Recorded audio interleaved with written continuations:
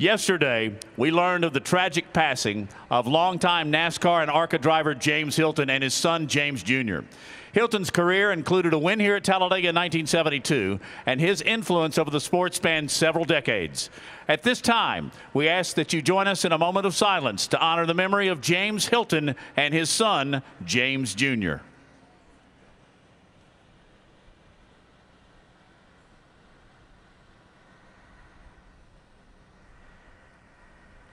Thank you. Please remain standing as Mark Stokes of Alabama Raceway Ministries offers today's invocation. Lord God of heaven, we thank you for the blessings, the opportunity of being here today. Father, I pray your safety on the drivers, the crews, and all of the fans who are here. But Lord, I pray especially your blessings upon those who stand in harm's way for this great nation. In the name of your only Son, I pray. Amen.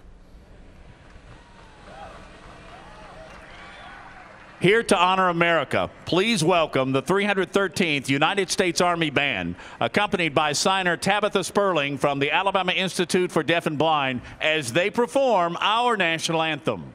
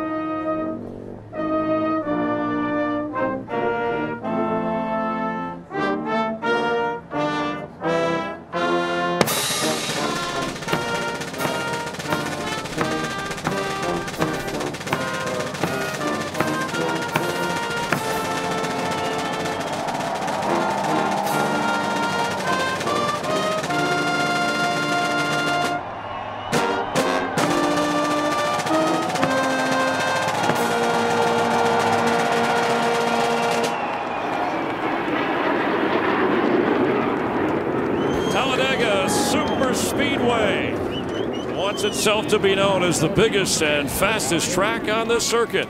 Today, it will be.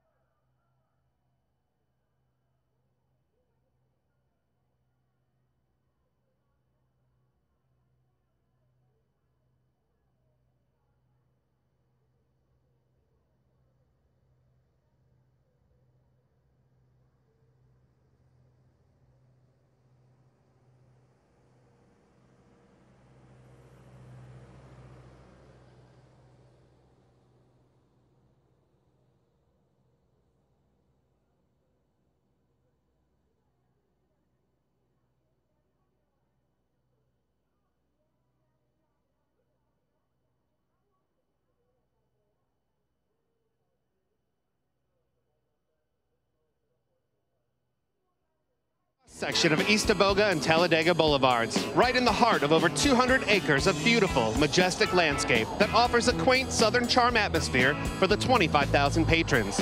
Luxurious and lavish accommodations offer a tranquil and restful retreat into the night for the early riser. A cornucopia of culinary delights tease and arouse your sense, whetting your appetite. Over 2,000 exclusive personal venues reserved for stately RV motorhomes that are tinged with a sousson of Grey Poupon. A sousson of Grey Poupon? Who wrote this? Guys, you realize where we're at?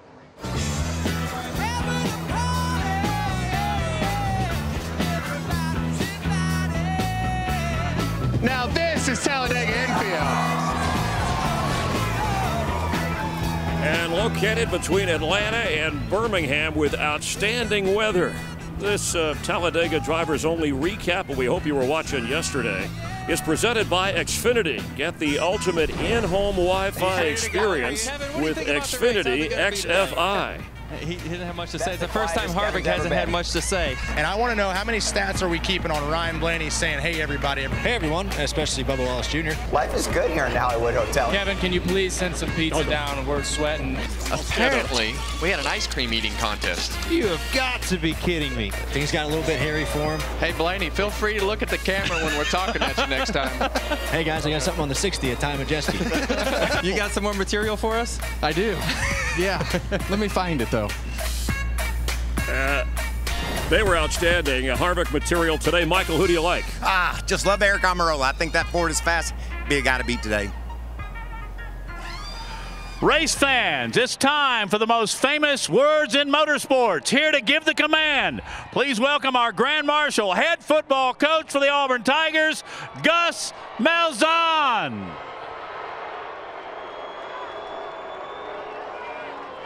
War Eagle.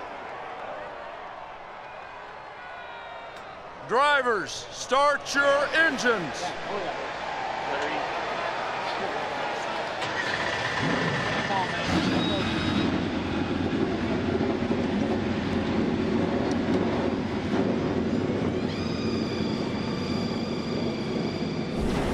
As the field comes to life, let's see if we can help you pick a winner. Austin Dillon, the Daytona 500 winner. Last year's winner here, Ricky Stenhouse. How about our pole sitter, Kevin Harvick? Or the driver who's going for 4 in a row, Kyle Busch. Hi, everybody. I'm Mike Joy, and I wouldn't put a dime on any of them because at Talladega, you do not bet the favorite. Wild things happen here. Dark horses seem to prevail because this track is so unique and so different. First of all, the start-finish line is not even in the middle of the tri-oval like at Daytona. It's all the way down toward turn number 1 at NASCAR's longest and fastest track. Daytona's banked 31 degrees. This one, more. The backstretch, longer than Daytona by 400 feet. And the racing surface wider as well. Certainly, wild things happen here. Not just in the race. Practice is eventful. Qualifying is eventful. Look what happened just 2 days ago here in practice. Jamie McMurray cut a left rear tire. The car went sideways. Then he was hit by Ryan Newman. He goes up and over and barrel rolls 6 times. They'll go to backup cars, as will Ty Dillon. McMurray walked away and into a backup car and then came out yesterday to qualify. There is a lot of apprehension among the drivers down on that starting grid, and for good reason, because this is Talladega.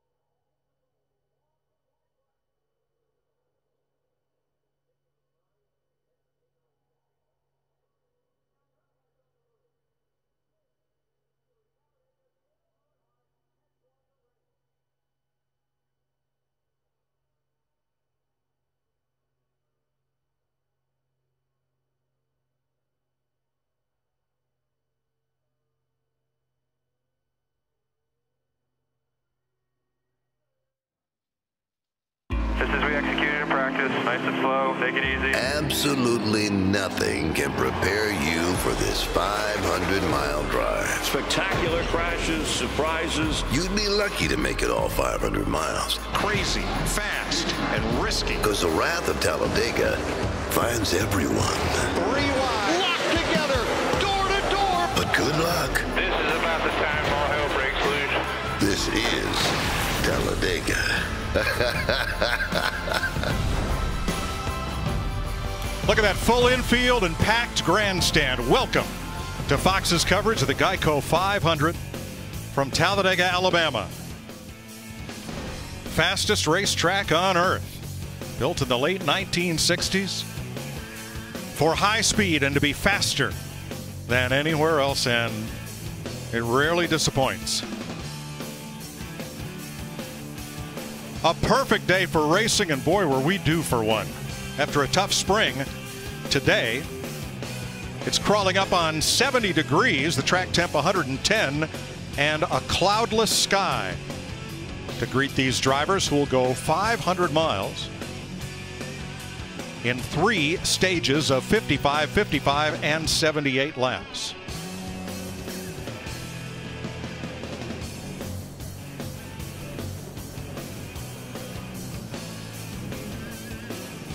Radio issues on Kurt Busch's car. They're going to sort that out, and then he will reclaim his spot on the outside of the front row once communication is established. Electronics are a crazy thing, aren't they, Mike? They work 1 minute and the next minute they don't.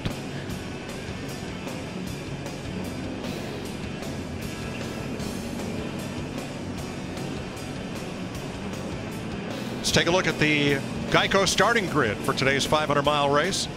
Teammates Kevin Harvick and Kurt Busch in Fords on the front row. Toyota teammates Martin Truex, Denny Hamlin. For row number 2, Chase Elliott Chevy and Eric Jones in a Toyota. And row 3, Ricky Stenhouse, last year's winner, and Clint Bowyer, both in Fords. And rounding out the top 10, Joey Logano and Brad Keselowski. Between them, the Penske Ford drivers have won 4 of the last 5 at Talladega. Nice run for David Reagan in qualifying, making it into the final round with Alex Bowman in the top dozen. How about we talk to our pole winner, Kevin Harvick? Hey, Kevin, this is Jeff up in the booth. You got me? 10-4, Jeff. Well, man, you guys have a fast hot rod there. You guys really were aggressive yesterday in qualifying to get that pole. But I'm hearing a lot of drivers talk about handling being so important in the race. How's that car going to drive in the race today? Well, in race trim yesterday in practice, it drove fine. So you never really can tell exactly where you need to be handling-wise until you get the whole group. So if it's not right, we'll adjust on it.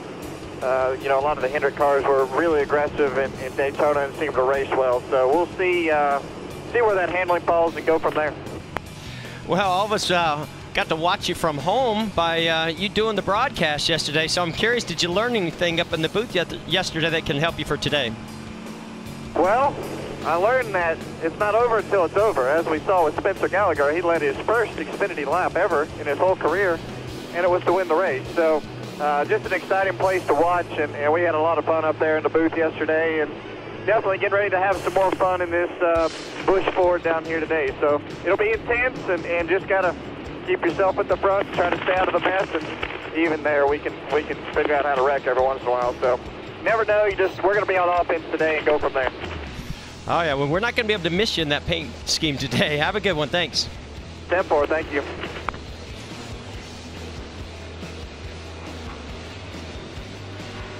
That plaid is fast. That plaid flannel on Kevin Harvick's car, starting from the pole.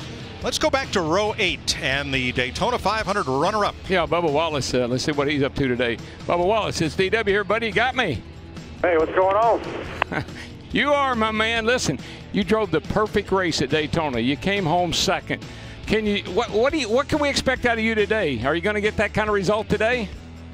I wish I could say that already, but you never know what happens with these plate races. So just trying to do the best at managing our car, managing our own race, and try to stay out of harm's way. You know how that goes. It's not the easiest thing to do here. So hoping everybody plays nice, but I think our guys did a hell of a job on our Petty's Garage today and Banks Chevrolet, so can't thank them enough for the opportunity to go out here and do good on another plate race. I'm looking forward to it. Yeah, Drew gave you a nice car at Daytona, really handled well. How's the handle in the car today? Yeah, they gave me a really good car. It was so good we wanted to sell it, so we're giving ourselves a new challenge here. But I think it's a little bit better for today. I think we're a little bit faster. Trying to do some bold moves there to learn from older guys, the veteran guys in practice. So made some moves to keep the car out front. So we'll see. It's just everything goes out the window here. It's all everybody for yourself. So we'll see what happens. All right, buddy. Be cool and have a great day. Thanks, guys. You too. A bit of drama before we start. They have checked the radios in Kurt Busch's outside pole-sitting car, and they are working fine. Now, those radios are wired to the driver's helmet. There's a microphone boom, and then hooked up to earpieces that also have a juncture to that harness at the helmet, and there's a switch on the steering wheel to activate the transmit button on the radio. All of those are being replaced. You can't run this race without radios. Let's get other pit road late breaking stories, beginning with Jamie Little. Good afternoon, Mike. Well, 1 year ago, Ricky Stenhouse Jr. realized his dream of winning a Cup Series race. That car he drove into victory lane here at Talladega, while owner Jack Roush gave it to his driver. He owns it, and right now it's sitting in the Roush Museum back in North Carolina. As for the car today, I talked to his crew chief, Brian Patty. He told me he doesn't feel like it has that same raw speed, but he has confidence in that driver. They can get it done today, but he said the key is keeping his driver patient, keeping him calm, and keeping him focused start to finish. Vince? Well, Team Penske has won 4 of the last 5 races here at Talladega, and Ryan Blaney hopes to contend or keep that trend rolling again today. He's never won on a restrictor plate race, but he's been close, including runner-up at last year's Daytona 500. Now, he rolls off deeper in the field, but they set up the car more for race comfort and stability rather than qualifying speed, so they're confident they'll be able to get to the front. Yesterday, Blaney was part of our drivers-only telecast, and he was the reporter in victory lane doing the winner's interview. Hopes to be back in victory lane today, but this time is the one being interviewed as the winner at Talladega. Matt? Vince, no driver's been more excited about coming back to Talladega than Aric Almirola, half a lap away back in February of winning the Great American Race at Daytona 500.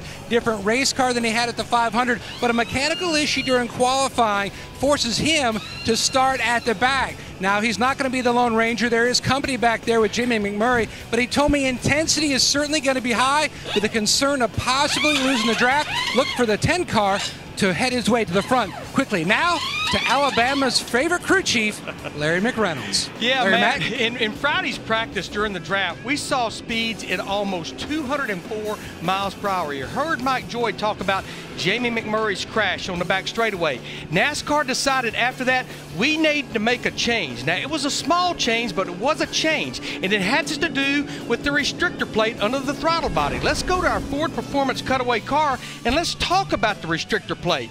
It goes right underneath the throttle body, and what it actually does, it restricts airflow. It cuts the horsepower back. Now, last year at Daytona, we were with a 7/8 inch, but what they did, they reduced it by a 1/64 of an inch to 55/64. Maybe it doesn't sound like much, but it's about 12 to 14 horsepower. But in my book, I feel strongly it will not make a difference in the racing here today in the big pack racing. Let's take a look at our race analysis now.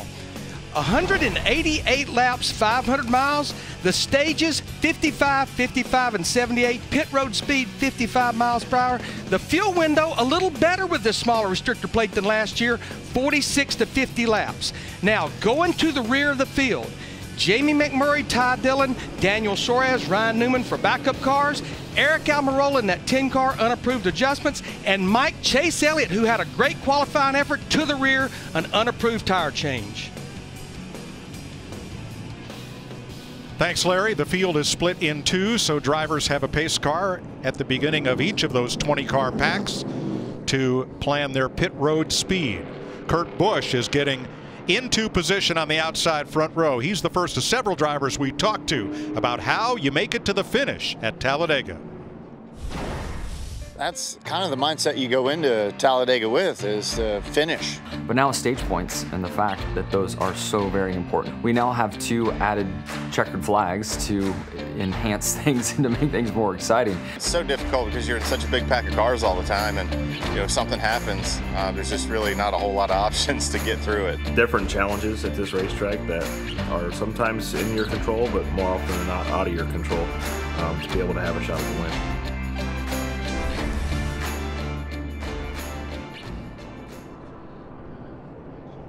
Now the field forming up without Kurt Busch, who is making a lap to come around and catch up the field. And we talked to Clint Bowyer.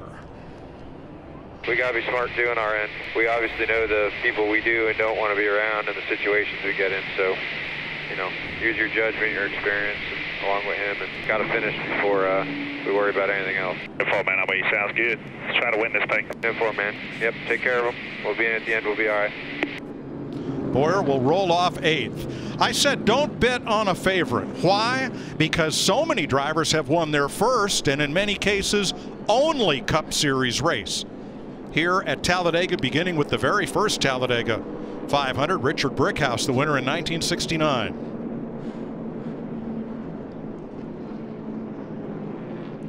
Phil Parsons, the last to do that, 1988. Well, what does our supercomputer program Bernie have to say about who will finish this race up front? Does Bernie like the dark horses, or is he going with the favorites? Going with the favorites. Oh. I'd put those 3 up. Joey Logano, Kyle Busch, Brad Keselowski, I believe as some of the best here that have a great shot at winning today. I think so, Jeff. I think experience is huge at this race under these conditions. Fellas, were you not paying attention yesterday? I know we weren't doing the telecast. That driver's group was. But Spencer Gallagher came out of nowhere to lead only the last lap in the 2-lap shootout and win his first Xfinity race. Oh, no, don't get me wrong, Mike. Those are the favorites. I don't know if the favorite's going to win. Oh, okay. But, Mike, that was yesterday, and yesterday's gone. That's right. But I don't know that I like that one-hit wonder. Could we just say one-win wonder? We could. Because I've had a lot of hits here. Yes, that's true. And I'm still wondering about some of them. Aerial coverage today provided by Goodyear. Rolls into yours from Goodyear, official tire of NASCAR. The infield at Talladega was sold out a couple of months ago. All those infield spaces sold. The grandstand nearly full. And here you see cars will drop to the back as mandated. Yeah, I heard the 9 car had a little cut in one of his tires from qualifying. Probably some of the debris came off of Eric Almirola's car. And Mike, right now I'm kind of checking my environment. Everything's like I want it. I got my mirrors where I want it, my steering wheel, I'm comfortable. I don't have any distractions. I'm ready to go racing. From 1 to 100, give me a number. What percentage of your destiny as a driver do you control today? Maybe 1. Yeah. I'd say it's about 25%. I think the crew has a lot to do with it. I think the spotter has a lot to do with it. I think the car has a lot to do with it. I think the driver has a little bit to do with it. You control the brake pedal and the throttle pedal and the steering wheel. That's it. I say 3. And remember, outside of that, no way. Just like this kid right here, there's only one guy inside that car. Neil Bonnet had a bad day here at Talladega, went up in the air and over.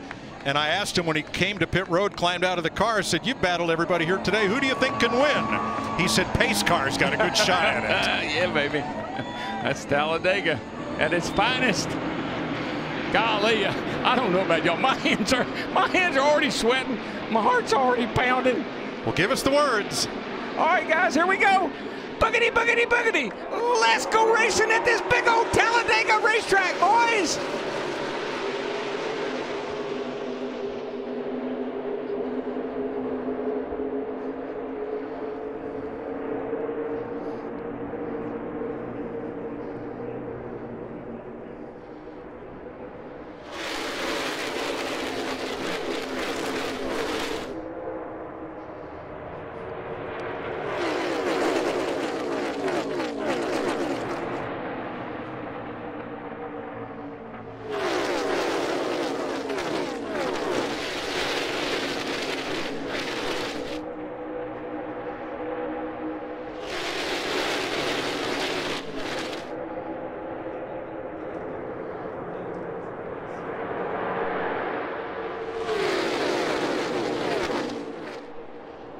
Pole sitter Kevin Harvick leads lap 1 from teammate Kurt Busch.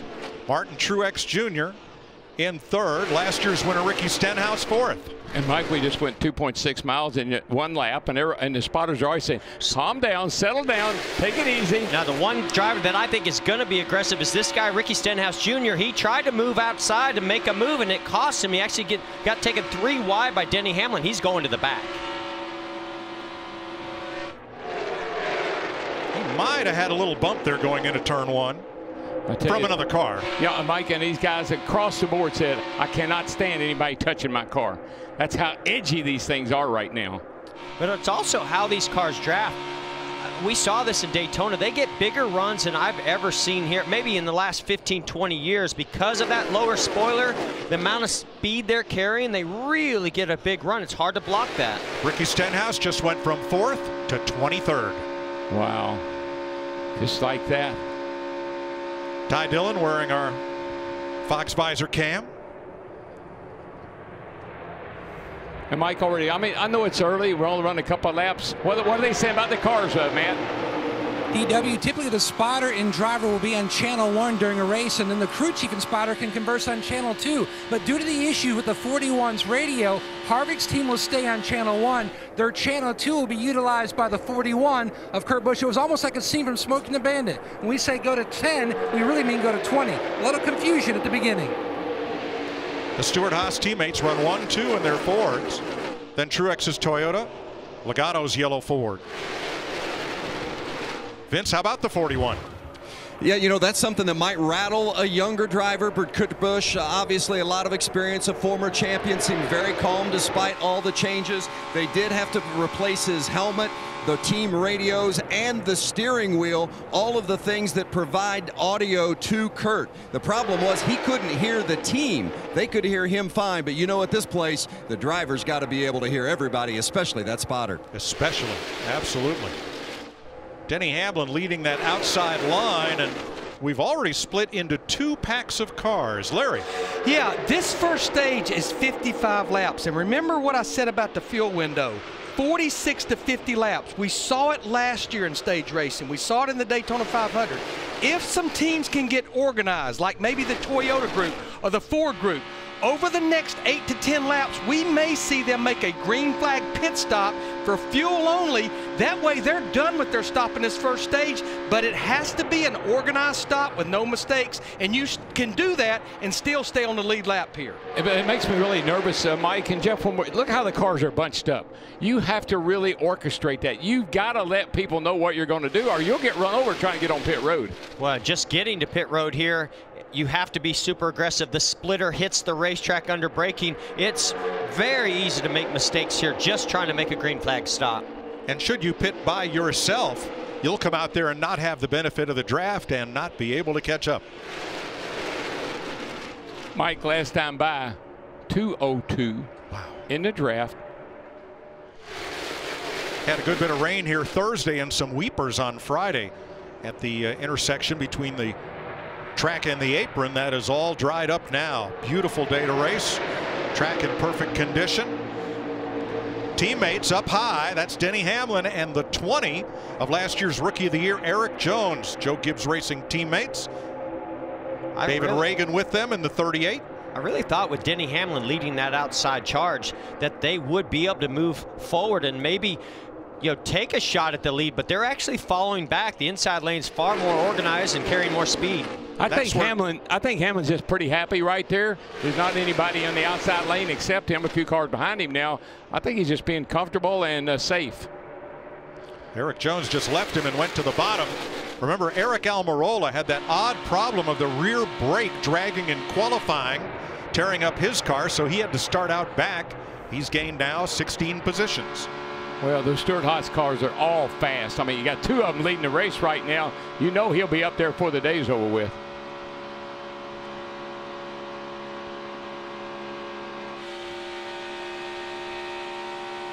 Riding with Martin Truex. 202 miles per hour into the tri-oval. And listen to that engine, Mike. I mean, it hardly ever changes pitch. Pretty much the same all the way around the racetrack. 203 there going into turn 1. There's a little bit of a tailwind today. that the wind's starting to change a little bit to be a crosswind, but I do think right now is a little tailwind going into one. And Jeff, you hear the engine again, and even through the turn, you don't hear the engine change pitch much at all. These cars are so free with those rear springs and the way the back of the car is. It's just not slowing down much in the corner, even from a straightaway. And I think that has a lot to do with that rear spoiler being so much lower on the straightaways. Now it doesn't drag them down on the straightaways. They're able to maintain it through the corners.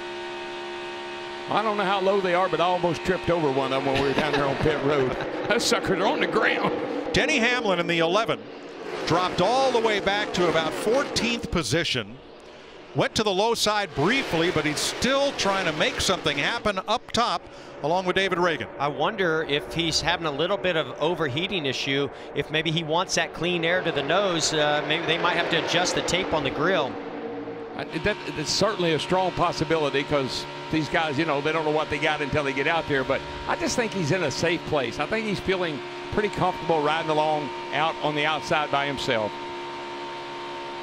See how low that back bumper is. The back bumper extended for Daytona and Talladega. It hangs much lower than most tracks. And look at how much it's bouncing. It's very rigid in the back. Now he's going to get down to that inside lane in front of Kyle Larson. But I think in order to get the car to stay down there that low, they have to run very stiff springs, or they have to compress the spring down and coil bind it, and that makes a really bumpy ride. Rigid, just nothing giving but the rear tires. And Jeff, we've heard a little bit of a maybe concern about the left rear tire here, taking a lot of abuse and a punishment, and keep an eye on those left rear tires. Well, yeah, Darrell, if the springs are really stiff and there's very little suspension, then that means the sidewall of that tire becomes the suspension. What do you think? You want to jump out there and run a while? I'm pretty good up here. I mean, this is the time in the race where, even if you're further back in line, like riding along here at Ty Dillon, your car's not handling great. You don't want to be there. You want to be further to the front. But I think things are going to really intensify either if green flag stops happen or when we get to the end of this stage. 10 laps complete in Talladega. When we come back, that pit window Larry Mack talked about should get pried open.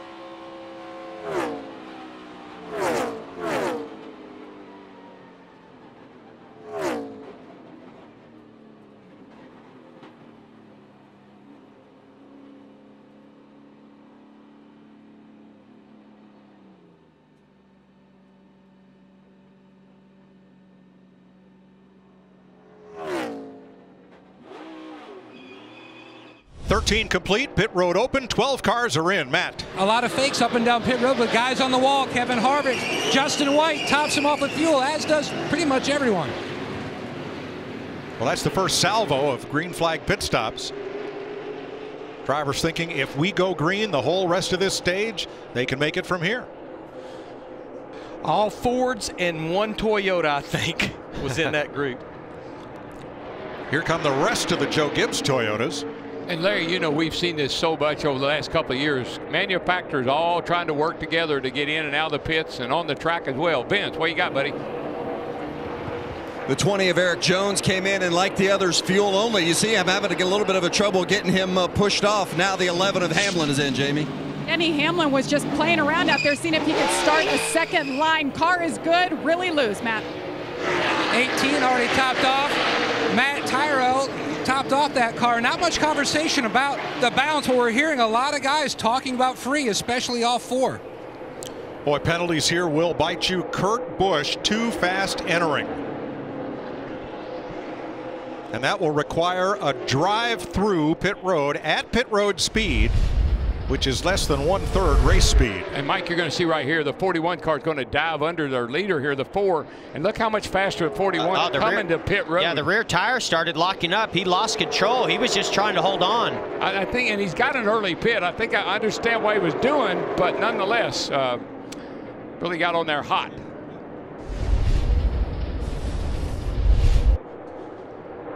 David Reagan too fast exiting. Problem with the 14, Matt. Early on, the priority was just trying to get to the low line for Bowyer. You can see them extra time there on the right. He is away. Yeah, pretty sure he must have had a tire going down.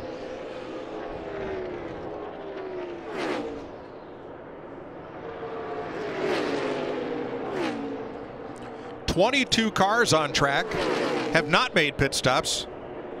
22 lead lap cars, that is. Alex Bowman, who this year replaced Dale Earnhardt Jr. in the Rick Hendrick number 88, out in front of Bubba Wallace. You know, going back to that 41 car coming onto pit road, this is what I was talking about. They were real aggressive in qualifying by skewing the back of the car to the left to try to get that spoiler out of the air. When he went to the brakes, that car really jumped sideways so easily. I think, you know, handling's going to be an issue, and also now getting on pit road. Jamie? Well, you look at Bubba Wallace running second right now in the 43. That's exactly where he finished at Daytona. Everybody talked about that finish. And interesting, I talked to his crew chief this morning, Drew Blickensderfer, and he told me the car from Daytona, they actually sold it and used the money to build a brand new race car with all the new bells and whistles for this race. Remember, they're a smaller team. Right now, he's pretty happy with it. They're calculating right now when they want to pit, Vince. Well, how about the rookie William Byron? Started 17th up to 3rd. Remember, it's just his 10th Cup race in his young career. His first time running a Cup car here at Talladega.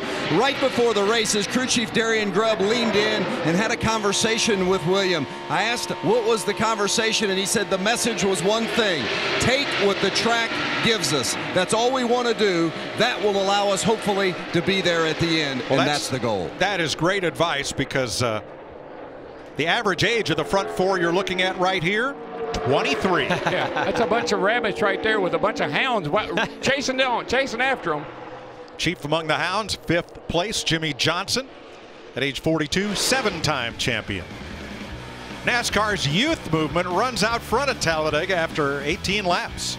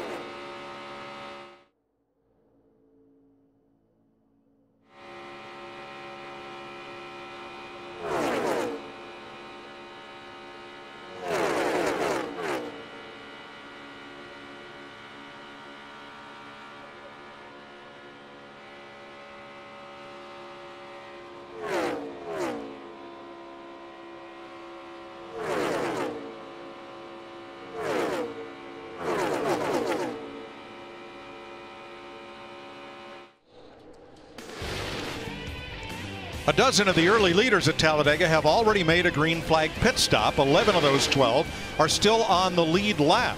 The first 21 drivers, from Alex Bowman back to DJ Kennington, including this whole group, have not yet pitted after 21 laps.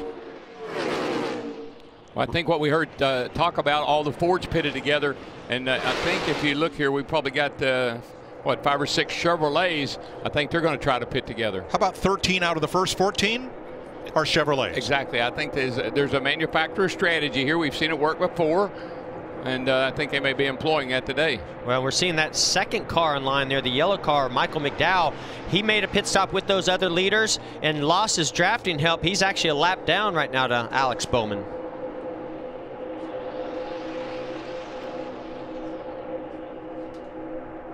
All right, let's check with Matt. Several cars reporting temperatures running a little bit high before that stop. Brad Keselowski says his continues to climb. His spotter, Joey Meyer, was looking to see if possibly debris was on that grill, and if so, to try to hook up with someone to get behind to change that air pressure to get it off.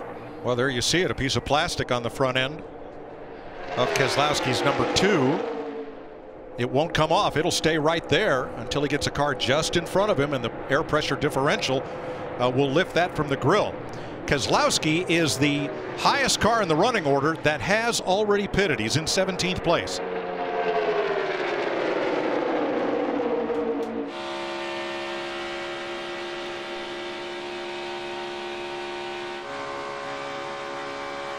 "23 laps complete at the world's fastest speedway." Now a quick word from the Busch guy and the number 4 crew.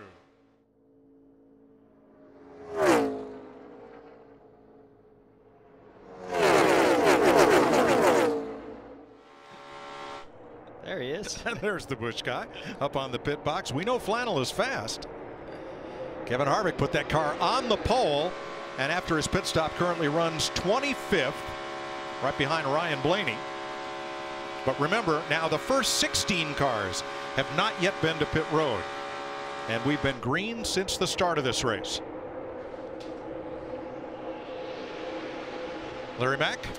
Mike, when we looked at the front of Brad Keselowski's car, the viewer may have said, wait a minute, that's way up there at the front bumper area. But NASCAR here in Daytona, our restrictor plate tracks, they mandate that the opening is up here in the bumper, where everywhere else we race, it's down here. And you can see 23 inches wide, 2 1/4. It has to be at least that wide and that tall, but you can run tape. And to me, looking, they have tape on the nose of that 2 car, and now the debris is even magnifying it, which is the reason the temperature is coming up. And Mike, you might say, so now why would they want to move that opening up or down? Think about it.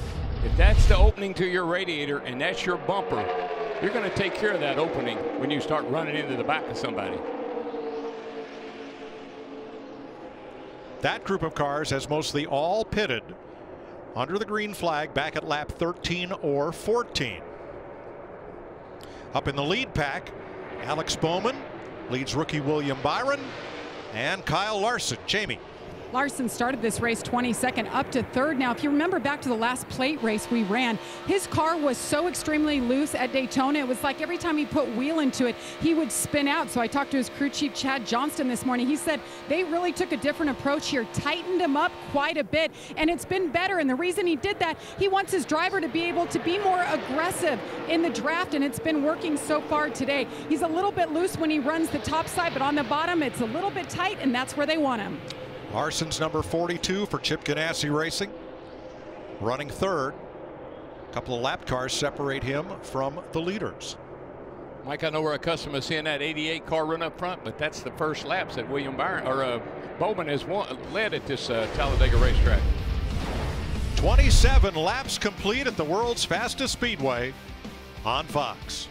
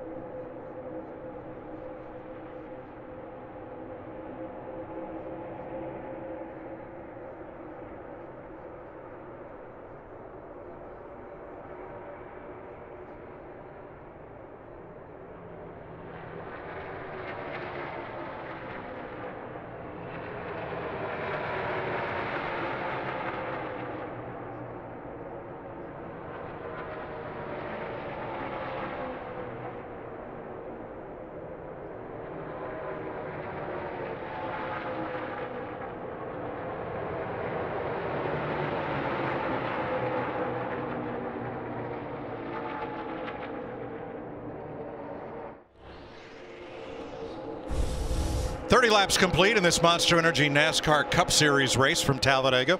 William Byron right behind teammate Alex Bowman. Bubba Wallace in the 43. Now Eric Almirola. They give a lot of credit. Jimmy Johnson. Give a lot of credit to the 20 of Eric Jones. You know, trying to stay from going another lap down. Vince? You know, it's interesting. You just saw Jimmy Johnson move from the bottom up to the top, as a lot of cars are doing that to help with their handling issues. Jimmy says, and Daryl and Jeff, this would be for you to help explain a little bit, that he's really comfortable until the second load up. And then he feels like he's driving it through the front tires, and it's not so comfortable. Yeah, I think with the way these cars are today, with their no ride heights, that spoiler so far out of the air, I think that transition from the straightaway into the corner, the car is very, very edgy until it gets loaded up, but then it sounds like it's really changing the balance. Yeah, I think he says I can catch it once, but I'm having a hard time catching it twice. Well, now let's go back to the pack of cars here that have made their pit stop trying to catch up. Just let the driver know the Ford's having a hard time staying on the back. Are wanting us to move up through the triangle so they can hold on, because they're having to lift because they're too loose, and they can stay tighter in the pack. If you can move up a little bit, we'll be fine. I just need to relay that message to Joey. All right, so that's the instruction to Brad Keselowski. Can he run a little higher in the tri-oval? If Joey stays right on his bumper, that will help Kevin Harvick stay with them. Why? And there's a slight transition change of that very bottom lane through the tri-oval when they repaved this track several years ago. It's always been there where it upsets the car, but I think with these cars not handling very good and being so unstable, I don't think if you're this far back like where Kevin Harvick is, you're going to be able to have a car that can stick down there. Matt? Mike, you saw it a year ago with the move to Ford, how SHR and Team Penske working together on the plate tracks, and that's what they're doing here. TJ Majors, Joey Meyer, and Timmy Theodore trying to work together. Harvick just can barely hold on to that race car. He told Rodney Childers, you're going to have to take a big swing at our next stop because the car extremely free. And I talked to Kevin Harvick about this, you know, when we talked to him before the race started, they were very aggressive in qualifying to win the pole. Their car was skewed more than any other car to take that spoiler out of the air, and I think it's starting to catch up with them. And Mike, just think about it. Why would you run high? It's a bigger radius. You don't have to turn the wheel so much. You can turn the wheel a lot less, which means that back end's going to stay under you a little bit better if you don't have to turn that wheel so hard. So there is the group that pitted. They are on the back straightaway.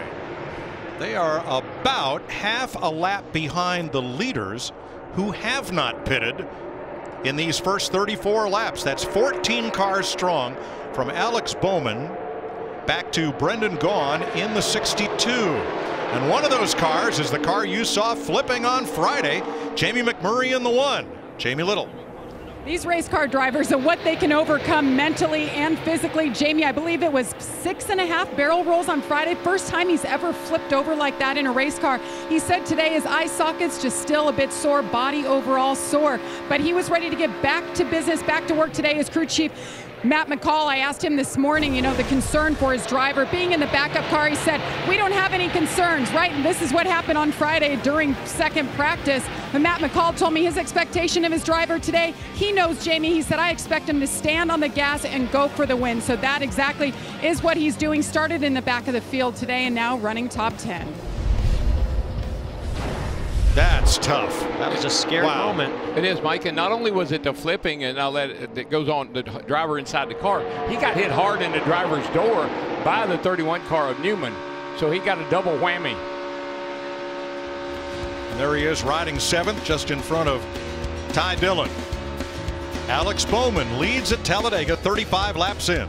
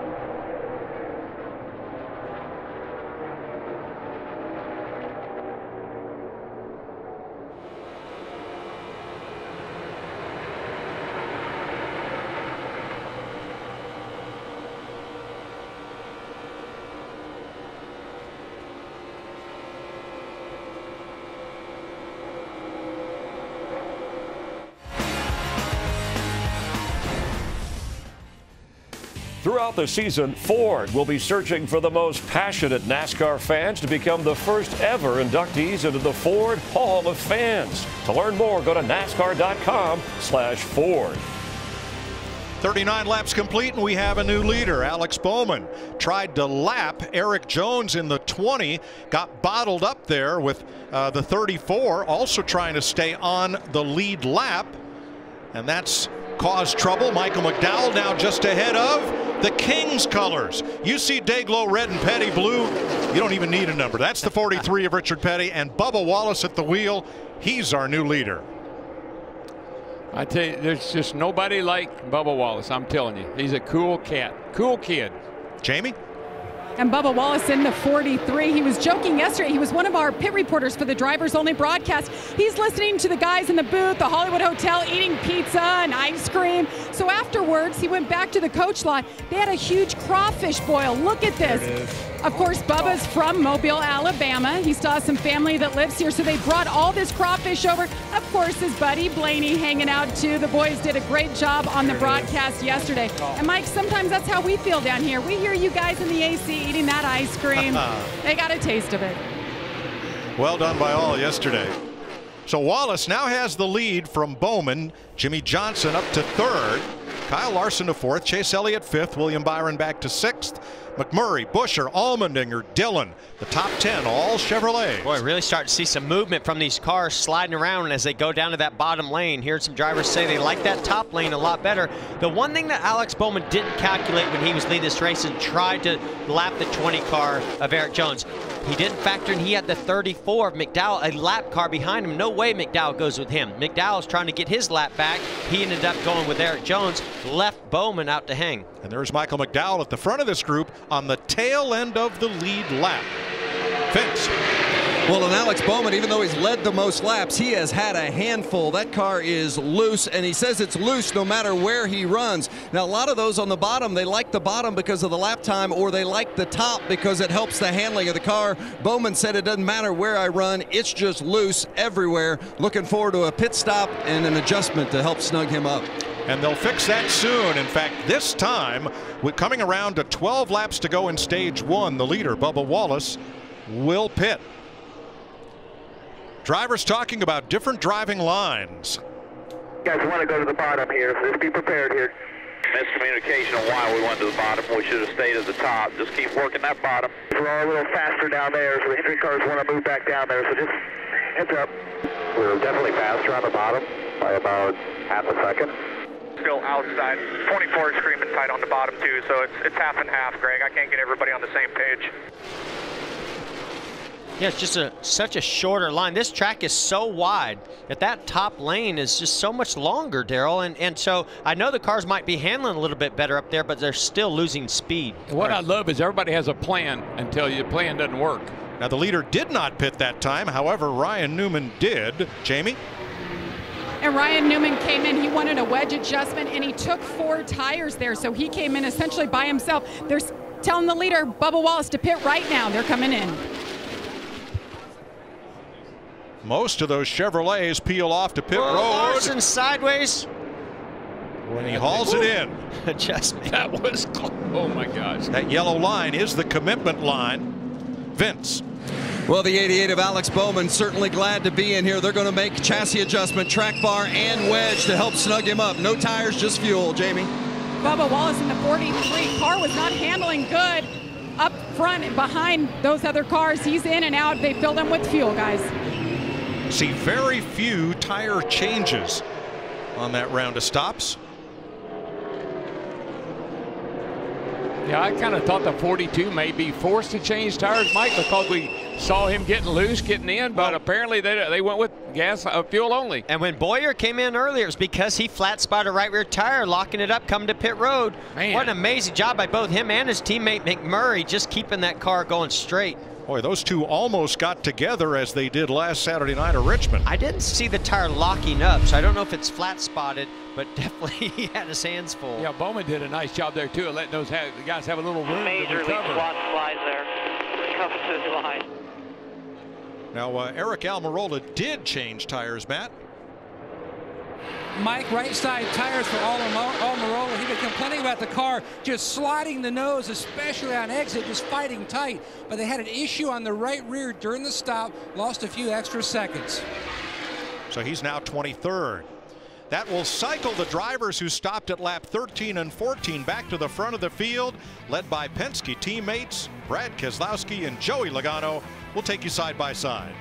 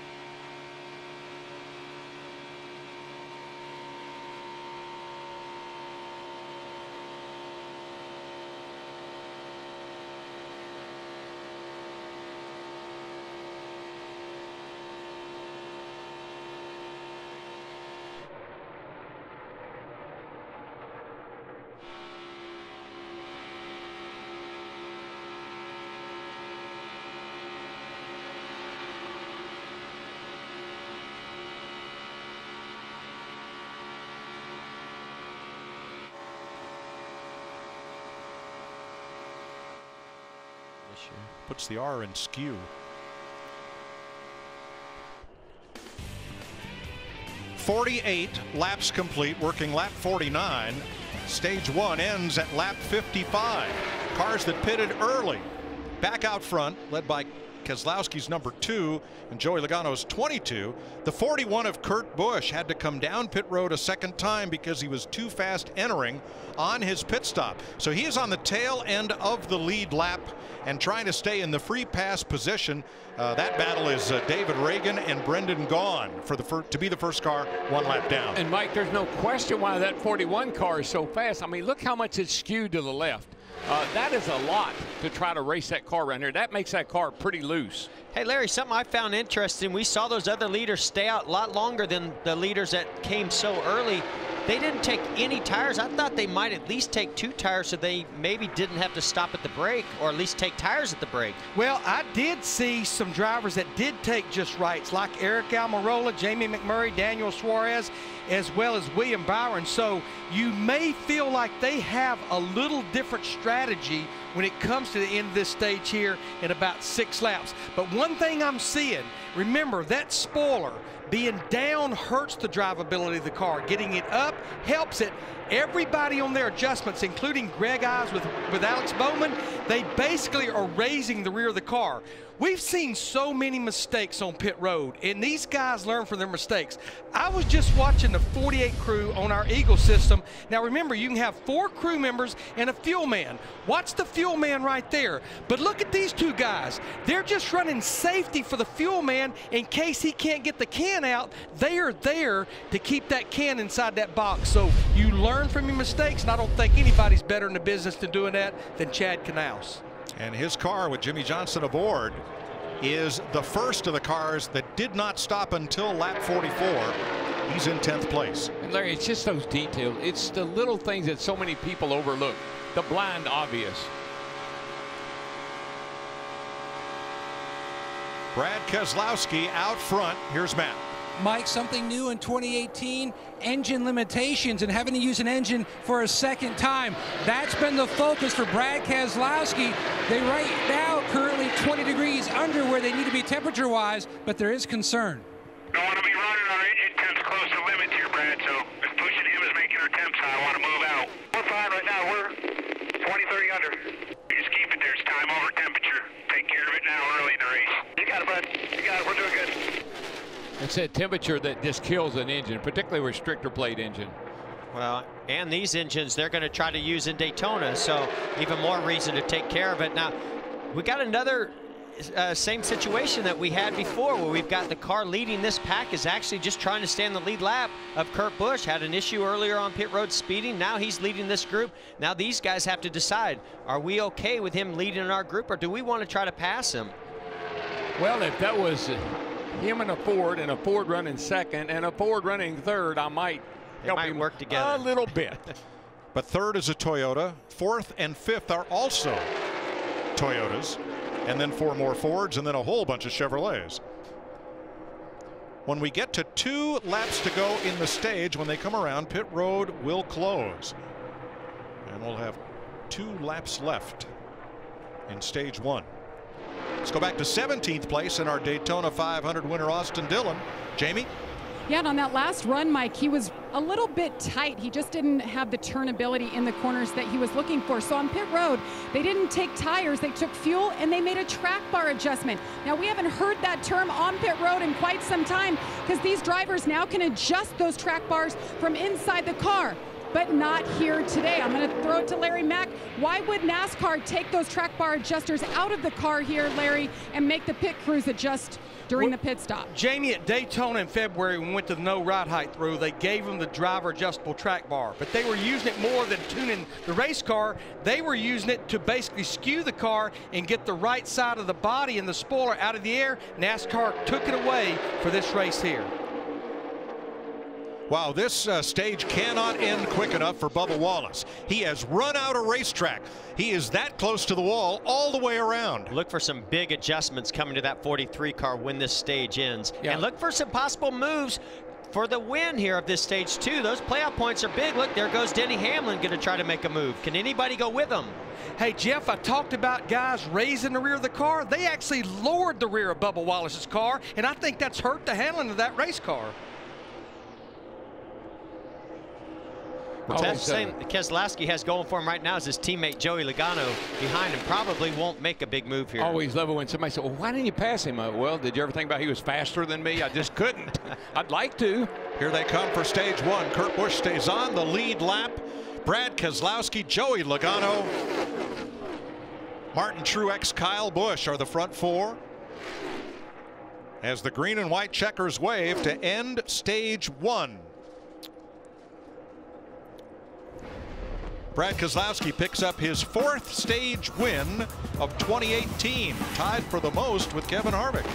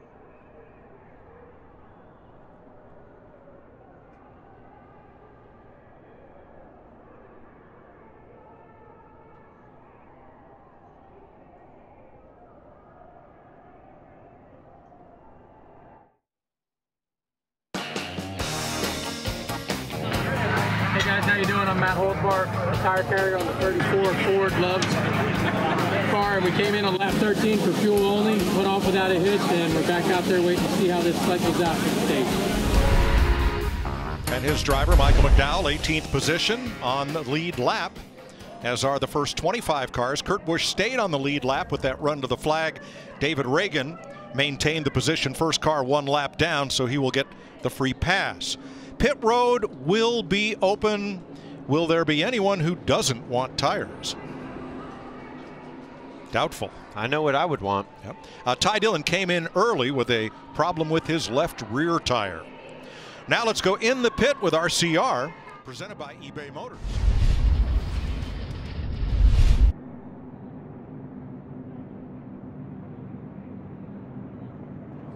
Replacement parts and pieces.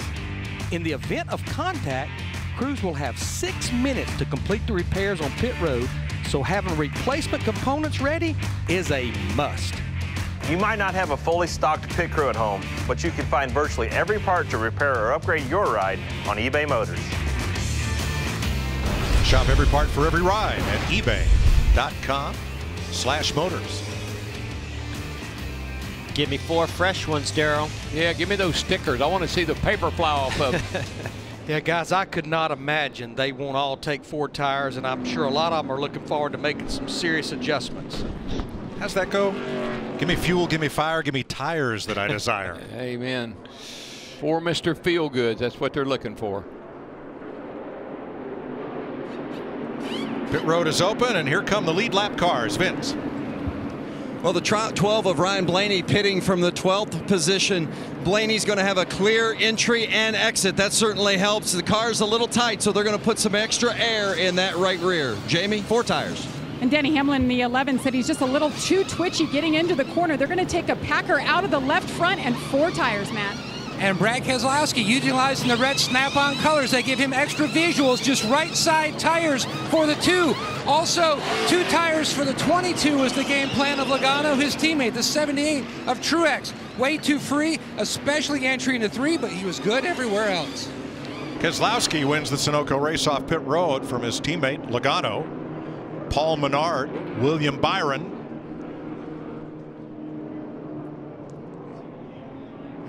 They're the first 5 off pit road. What do you say we call up the old stage 1 winner here and see how he's doing? Hey, Brad Keselowski, it's DW, buddy. You got me here? How are you, DW? Doing well, man, but not near as good as you are. Congratulations on that stage win. Hey, Brad, we talked to you before the race down on the grid there, and you seemed a little concerned about the handling of the cars and how the cars are going to react around each other. What have you figured out in these first 55 laps? Yeah, it's about what expected. The cars are really evil, and looks like the middle lane and the high lane doesn't have any speed because you can't get any pushes up there without wrecking. So just have to be really disciplined. All right, buddy, you're pretty good at that, so good luck. We'll see you maybe at the end of the next stage. That sounds good, DW. Let's make it a day. Well, pole sitter Kevin Harvick took a long time on pit road. He comes out 24th. We'll follow up on that in a minute. Brad Keselowski, winner of stage 1.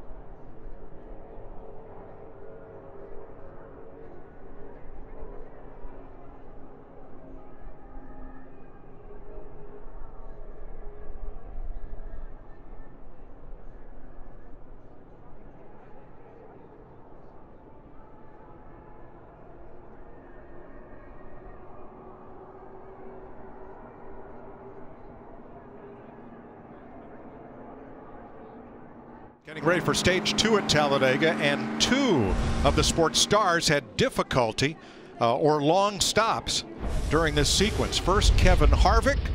Watch the mechanic putting in the wedge wrench, and that is 6 turns on the left and matched on the right. I'd just use the air gun if I'd have been him.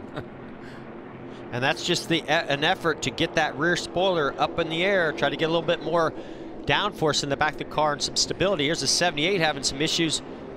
Watch the right rear. Because that tire's tucked way up under there, the car wasn't quite high enough in the air for the tire changer to hang the tire and tighten the lugs. That took extra time. And he goes from 3rd to 20th. They had an issue that may well have cost Martin the race last week at Richmond on pit road late in the race. Here it is. Similar situation. Problem with the jack.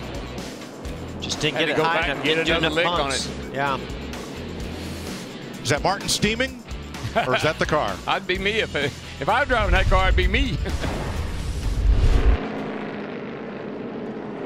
Truex will restart 19th, 20th, 10th row.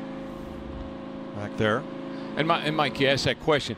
On a day when a car's maybe not so good, you can let that go. But on a day when you had a shot at winning that race and that happens, not so easy to let go. Guys, I just question those just changing right sides, but what I do like is what William Byron's crew did, McMurray and Suarez. They did just less because they had changed rights late in that first stage. All right, we'll see how it plays out here. The Penske teammates, Keselowski, Logano, on the front row as they approach the Geico restart zone. Keep an eye on the 21 of Paul Menard. He's one of those dark horse drivers in a Woods Brother car. Teammate to the Penske cars lined up right with him. William Byron in row 2. Here we go. Yeah, Paul's just been lurking back there and been a top 5 or 6 most of this race.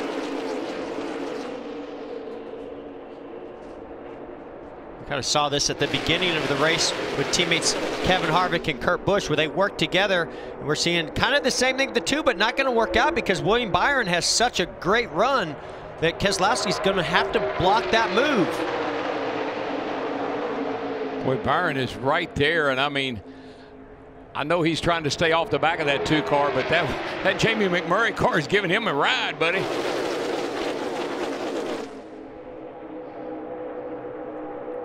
He's going to get to the outside of our leader, Keselowski. William Byron going for the lead here at Talladega. What about that? Him and Darian Grubb, they got that old 24 car wound up today. Whoa! Oh, he's going to try to get down and block that inside move. Oh, that was close. Byron, no stranger to restrictor plate racing, won the Xfinity Series race at Daytona last July. I like it. These guys have some fresh rubber, a little bit more grip, more stability right now, so they're being more aggressive. Boy, that 1 car, McMurray, he looked like he was really, really loose coming off turn 2 there. Chased it all the way up the hill. The college sophomore, 20 years old, didn't start racing till he was 15. That's old by today's standards, but here he is in the lead. McMurray got a nice shove from the 11 of Denny Hamlin as they went off into turn 3. Boy, I really think that 1 car, though, of McMurray's, it looks free to me. It looks like he's just sliding off the corner.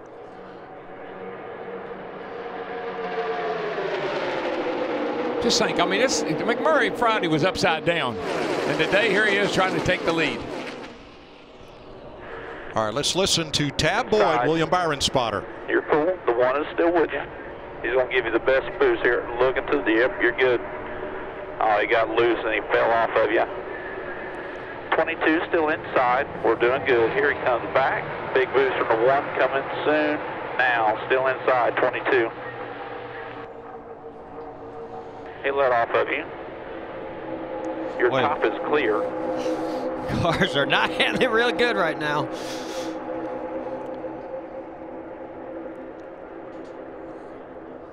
Don't you love a spotter like that? Not nice, excited, calm, cool. That means so much to the driver. Truex on the outside trying to rebound from the difficulty on the pit stop, trying to make a 3rd lane work here. Still top of 3, top of 3. I would imagine that 20 is probably going to try to jump up in front of you down there, but just inside only, 88. That's Clayton Hughes. Clayton Hughes, yeah. When things are so intense in the car, you need that calming voice. If they're excited, you're going to get even more excited, and that's when you're going to make mistakes. Boy, that 78 is trying to, he drove by the 20, tried to get to 48, but got cut off. Things have, intensity has picked up a little bit. You see 78 again, looking at it outside. Yeah, but nobody's going to go with him. Now remember, he's got 4 tires, and not that many of the leaders took 4. 3 wide, 38's 2 back. The 20 should jump up here with you. Yeah. Still 3 wide. Still 3. Still 3. Got help with you now. Got help with you. Help with you. Still top of 3. Top of 3. Ooh, something happened to the 12. The yellow car of Blaney backing up there to the 20 of Jones. That shuffles the mix a bit. Yeah, he's in that sucker hole. I think when you get in there, you got air from both sides. It really buffs the car around. 20. Can be a little confusing at times. There was a period of time where on these restrictor plate tracks, you wanted to be in the middle. That's the lane that would move. Boy, with the way these cars are driving today, I don't think that's where you want to be. I don't want somebody on both sides. I don't want somebody on the inside and the outside.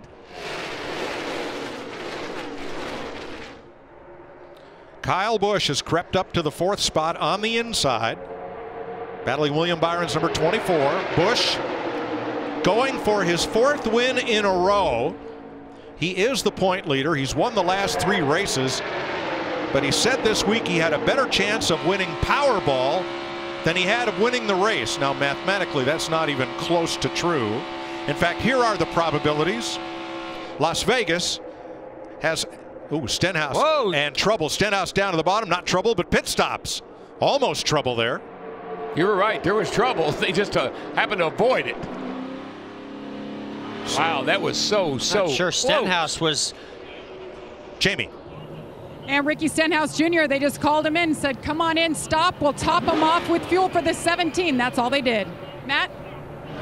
And similar situation for all the Fords trying to work together. Logano comes in, a little bit of fuel, clean off the grill. Harvick's team looking to make more chassis adjustment on his Ford. He's fueled up and away. That is the key, is the exit from pit road.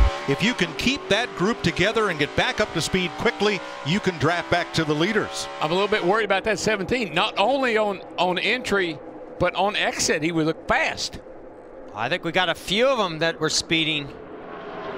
Keselowski, Stenhouse, Suarez, 2 fast entering pit road. Yeah, the 17 was pretty obvious. Vince.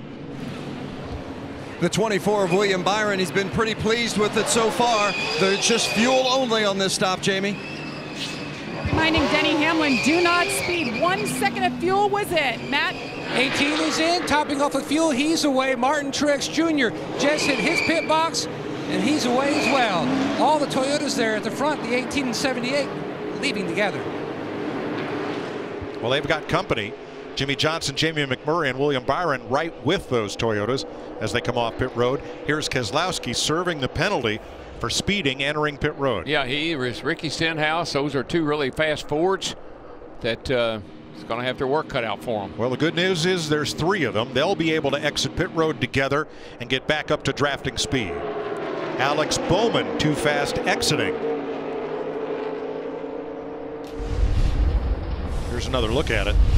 Mike, this is just insane right here. I don't know what kept them wadding them all up. Now, pit road speed will start at the yellow line. I mean, Ricky, I think he's on the brakes hard. He got really far down there trying not to speed, but I don't know, something sort of brought him in a little bit hot into that first section. Well, Brad Keselowski got nicked for speeding. He said he would be conservative entering the pits. Told Joey that I didn't get into pit road very well last time, so I'm going to be a little conservative. Don't run me over. Not a lot conservative, just a little. Maybe so that was conservative? Quite enough. Tell Joey to remind me. New leader, Matt DiBenedetto. In the Go Fast Racing, number 32. Pitted back at lap 43. And he's out front. Check him out there, Mike. The people's racer, Matt DiBenedetto, has raced his way to the front of this track at Talladega. And I'll tell you this, guys, he has a knack for plate racing. He always pushes that car to the front, has himself a chance to get a great finish. Looking forward to the rest of this race and see how he can do. Michael, I agree with you 100%. I believe this kid is destined for some really great things. I don't know what's going to happen in his career, but he gets so much more out of that car than that car has in it. The other drivers who have not stopped, Brendan Gaughan on the tail end of the lead lap in the 62, and rookie Timothy Peters in his first Talladega Cup start. 1 lap down. Matt DiBenedetto, the leader, Joey Logano, Paul Menard, Chase Elliott, and Kyle Busch are the front 5.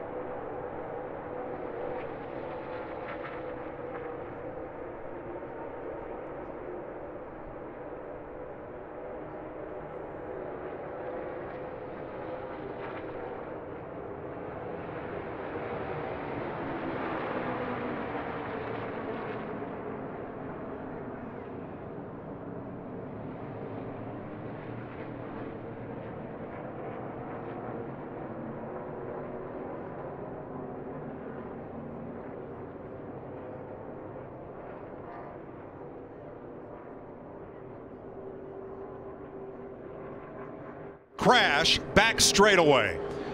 Eric Jones up into Jamie McMurray, who collects Trevor Bayne in the 6, and it's on. Oh, hard Bayne, a left hard side hit. Martin Truex involved. Kyle Larson.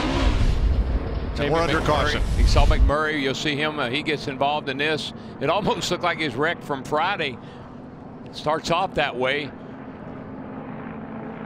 Right across into Truex. And then Bayne in the 6 to the inside barrier.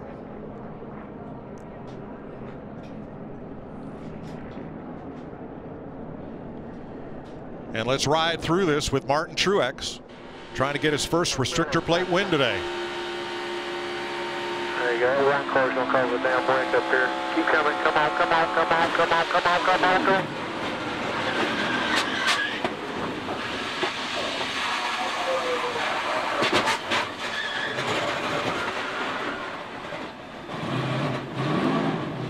Now this group started to clog up between turns 1 and 2. Let's go back to the entrance of turn 1. Yeah, the 9 of Chase Elliott put a big block on the 18, but the 18 had so much momentum. Now he's stuck in the middle.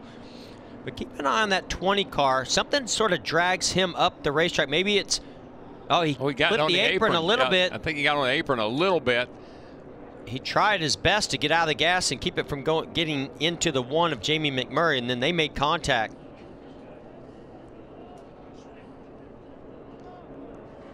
Let's ride with Kevin Harvick. 78 down through middle of 3 now. Clear high. Can't get you easy now. Watch my head. Clear high. Easy, easy, easy, easy. Wow. Easy. Wow. Threading the needle right there. Oh my gosh. That made me draw up. That took his breath, I guarantee it. Oh. And David Reagan, a nice job keeping off of the back of Harvick as everybody checked up. Yeah, I'd seen the 20 car wiggle earlier when he was trying to stay on the lead lap. That car was pretty loose in the back, even earlier. Yeah, there were a bunch of those cars right in there, the 20, the 1, they were all a little edgy. We'll ride with Kyle Larson. Still inside. Stack up, check up, check up, check up. Come down, come down, come down, come down. We're in it, guys, here. We're in it. Lock it down.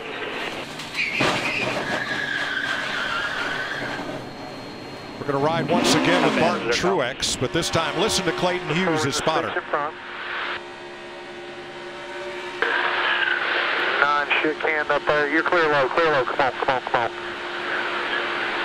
There you go. 1 car's going to cover the damn brake up here. Keep coming. Come on, come on, come on, come on, come on, come on, come on. God dang it. Keep holding it here. You ain't hitting us yet. Yeah, Trevor Bayne, as he was spinning around, just clipped the right rear, getting Truex involved into that one.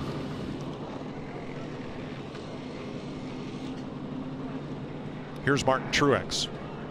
Got hooked in the right rear again. One car. Just, man, he just barely got me. I tried to get last. Talladega. That is Jamie McMurray's car. I believe NASCAR is going to require him to have that tail panel on there, and rear bumper. It is mandatory here at Daytona, Mike, absolutely. But where is it, Larry? Is it out there sitting on the back straightaway? I would say that's probably where it is, or somewhere over the fence on the back straightaway. Yeah. It's in somebody's grill, probably. His teammate Kyle Larson didn't fare a whole lot better. That might be part of it right there. Yep. I love like Martin Truex Jr., though. He said, Talladega. There it is. That's it. Bring that back to the pit. Yeah, that's his. And here he comes to get it. Well, not now, but.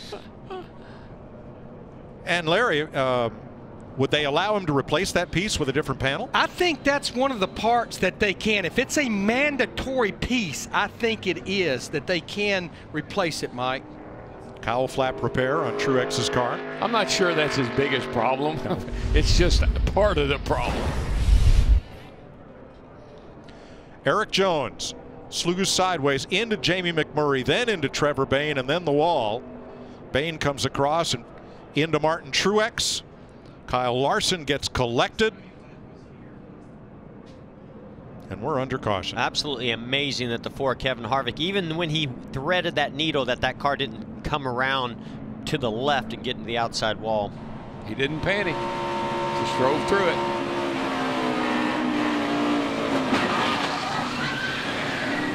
Nice job by Harvick and David Reagan to scoot through there. And that just shows you one decision. So the 42 Larson, as he went into turn one, he saw an opening in the outside lane. He went to that outside lane, and now he's in the red. What the heck is that thing? I've never seen this before. I've seen that type of tool used to cut grooves in concrete. I've never seen it used on a race car. But necessity is the mother of invention. And you know what I love? These teams, they practice all these things. So they found a piece of equipment to get the job done. Hello? Your bumper? Here you go. There's that's one ready to go. One ready to go for Jamie Mack. Pit road will be open this time. That's right. Cole Pern. He thinks of stuff like that, doesn't he? Matt DiBenedetto, the race leader, comes to pit road. Here's Vince.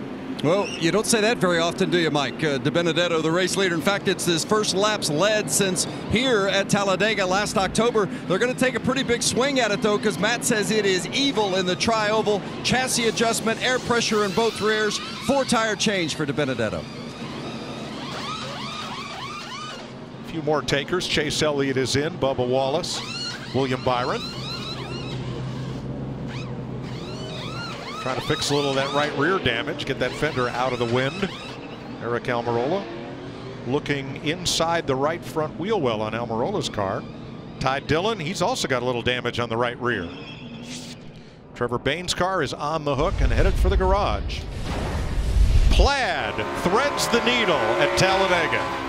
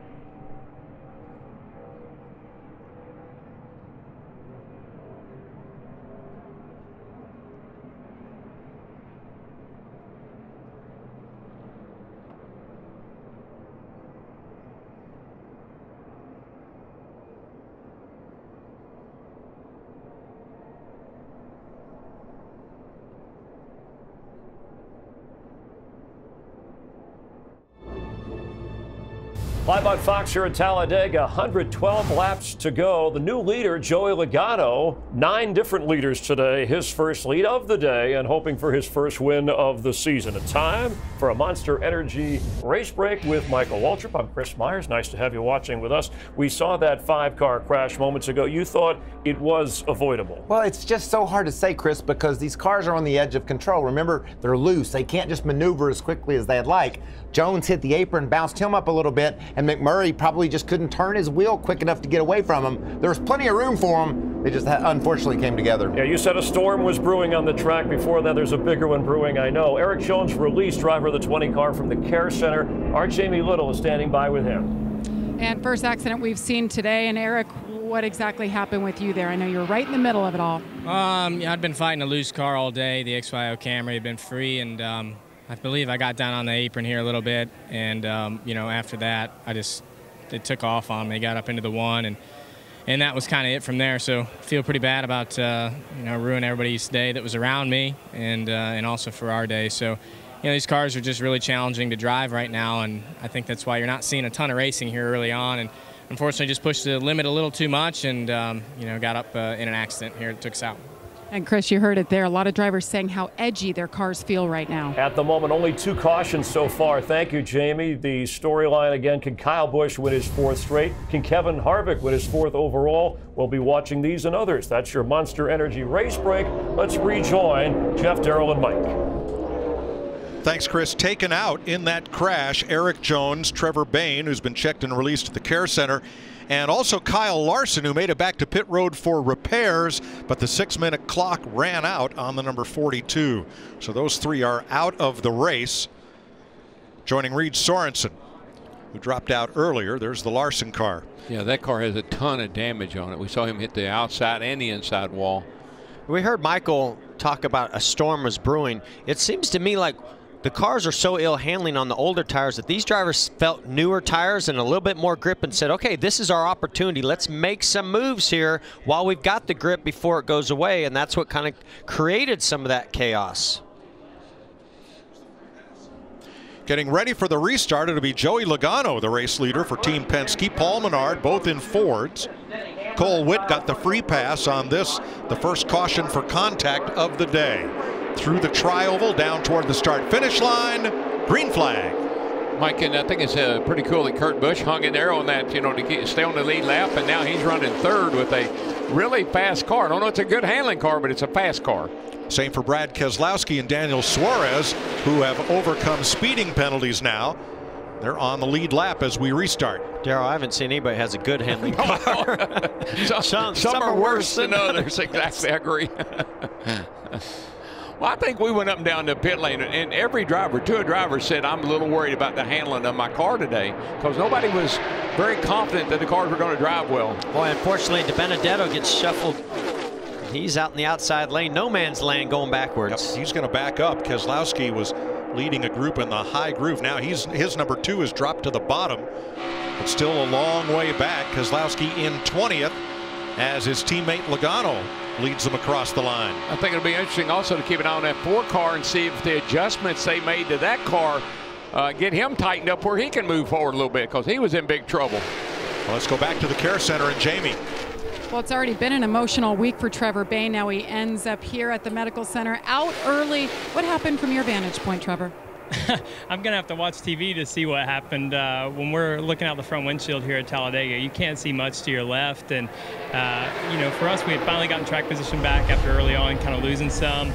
We got our track position back, and I was up top, at the very top, and next thing I know, I got turned and went down and hit the inside wall, and our day was over. So you got to keep your lows from getting too low and your highs from getting too high in the sport. And for us, came out here to give it our best shot today, and it didn't work out. So that's disheartening, and we're going to keep fighting, and appreciate everything everybody does, Advocare, and everybody that's been fighting to keep us going here.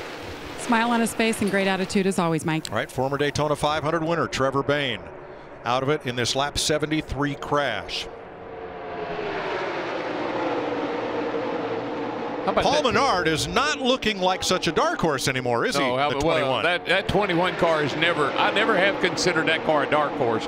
And Paul and his team are doing a really nice job. Have for all year long. And even looking at some of his stats on restrictor plate tracks, he's very consistent. So don't count him out at all. Nope. Has one win in Cup racing. It came at Indianapolis at the Brickyard. I know the guy that finished second that day. Yeah, I know him too. Here's Vince. Keep an eye on that 24 of William Byron, currently running inside the top 10. He's got some pretty significant front end damage on that nose. They'd like to address it, but they want to make sure most of all that he doesn't give anybody else a bump with that nose, because they don't want it to open up. Right now it's just a crack, but they want to make sure that he doesn't have any front end contact that'll open it up, that'll really affect the handling of that car. Boy, did you see the 18 car right there, Mike and Jeff? That thing Stepped just out, the back end swings out. I mean, just almost like it's unexpected. And that's that transition area from the straightaway into the corner. I think if you put a little bit too much wheel in it too early or too quick, that back end will step out. Snappy loose. Kevin Harvick around the outside and back up into the top 10. Here's another quick word from the Busch guy.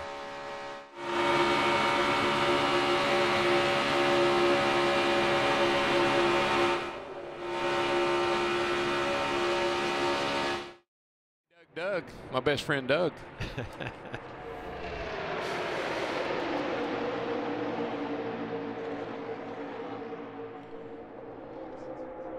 Well, boy, I don't know how his car's feeling right now, but it's certainly showing plenty of speed, and he seems to be willing to jump out there and try to get back to the front, Matt. Flannel is a lot better. Harvick said on that last stop, they adjusted the car into the ball game. He needed a little bit more stability. They tried working on that as well, but they feel like they're back in this game. Kyle Busch jumps to the outside in front of Harvick. That's Winner such a of the last classic great move. That's what we saw Denny Hamlin do to win the Daytona 500 a few years ago. When you see an outside lane coming forward with a fast race car in front of it, you want to get up in front of it. Jimmy Johnson did that to Kyle Busch. Kyle Busch did that with Kevin Harvick. Boy, that 2 car, though, with Keselowski back there, he's picking his way right back to the front. That is a fast little race car. And he looks like he can run in any lane he wants. 83 laps complete at Talladega. Sawzall, saw anything you want right here.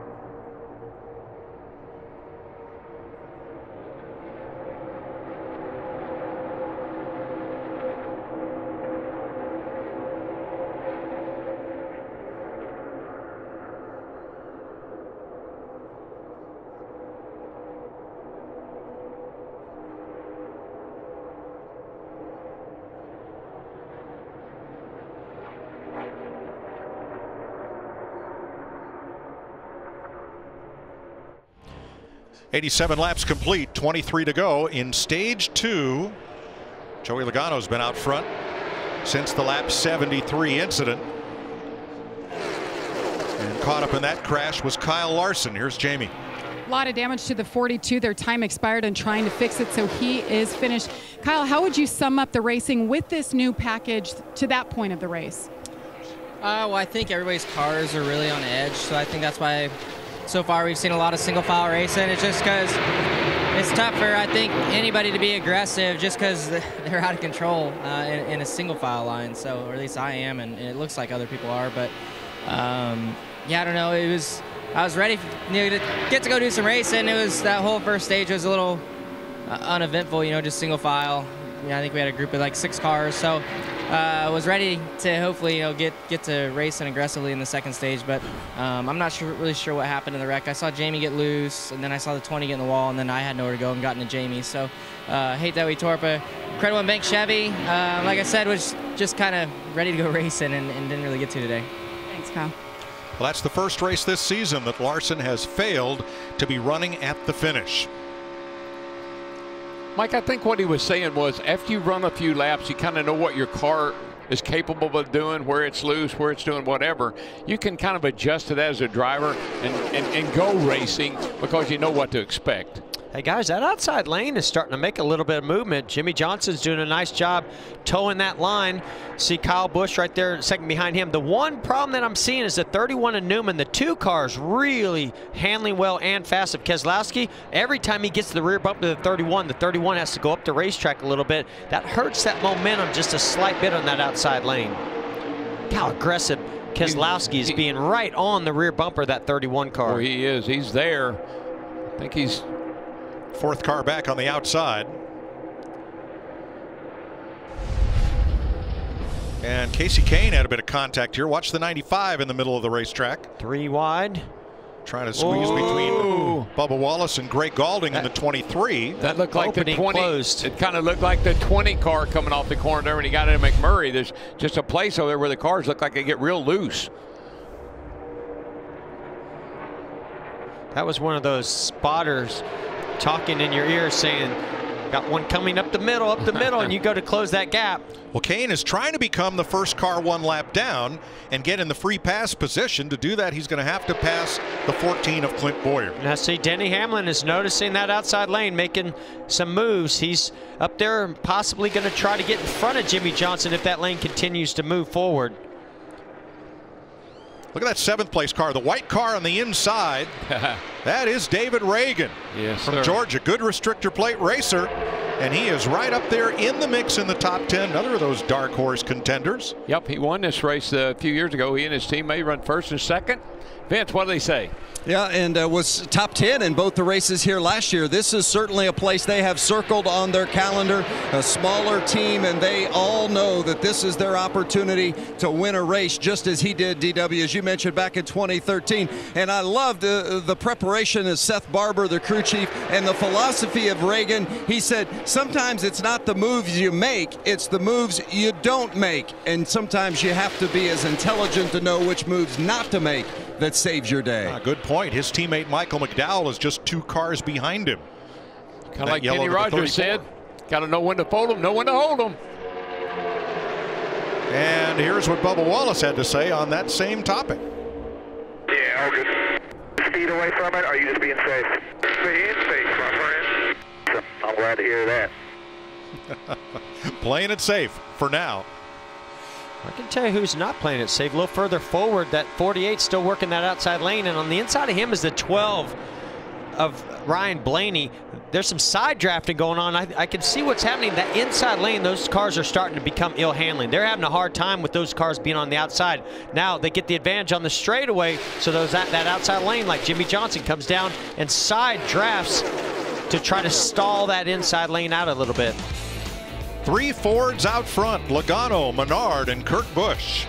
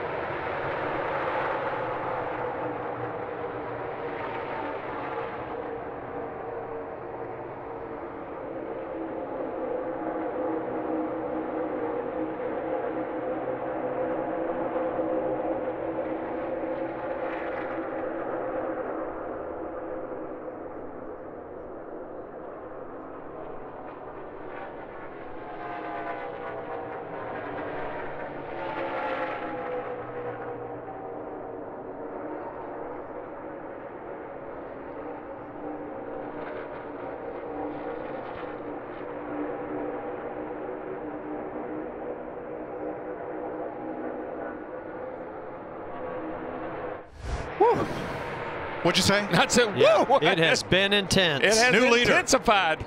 Denny Hamlin, Paul Menard with him. Menard had to make a quick down and up move. The two of Keselowski almost came around on him.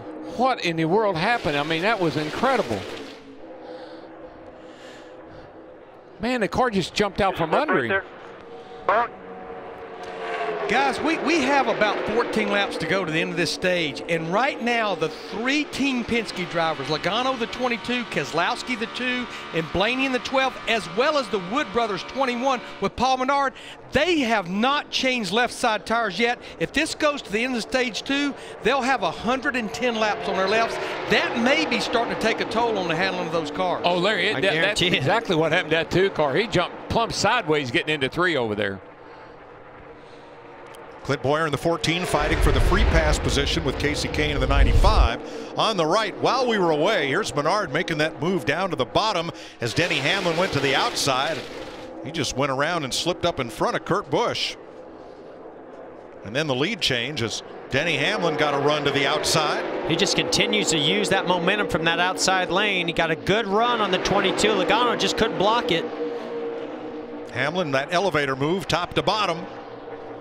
And he's the new leader. That easily could have been a wreck. And I tell you, I've been watching that 11 car quite a bit. It looks like it handles really nice, even in traffic. Looked like his car was not moving around like a lot of the others are. This is the 9th straight race at Talladega that Denny Hamlin has led.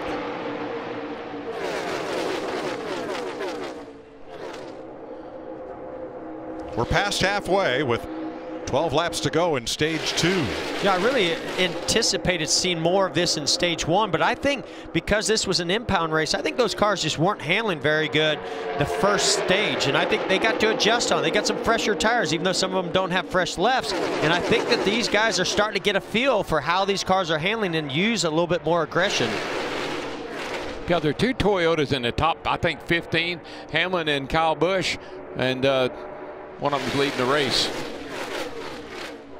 Whoa, I saw something fly up right there on our camera. Probably wasn't anything to worry about. Hamlin up to cover as Menard has a big run with Joey Logano and Ryan Blaney. You know, I give Denny Hamlin and his spotter Chris Lambert a lot of credit. They are so good at watching when those runs are coming and protecting that lane that has the most momentum and run coming. He's so good at going lane to lane to allow himself to either make a pass or maintain the lead. And Jeff, see what the 11 says.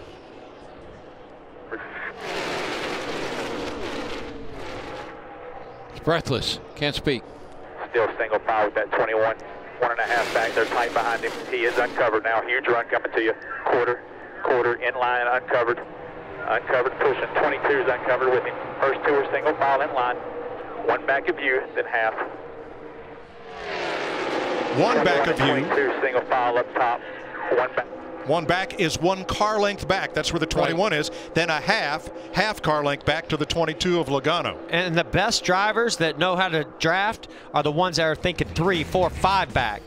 10 to go in stage 2 as we take you side by side on Fox.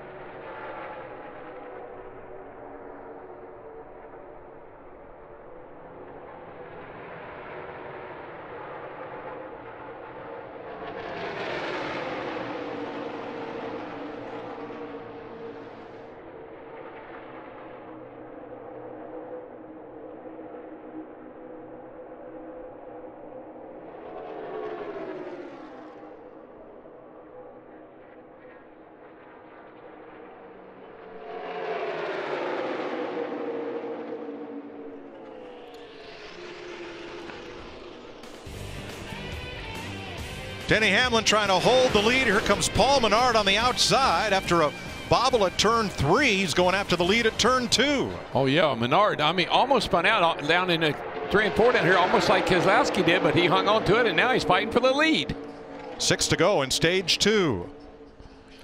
Boy, what a battle here. Man, I'm telling you, that 21 car, the 41 car, 22, those are fast cars.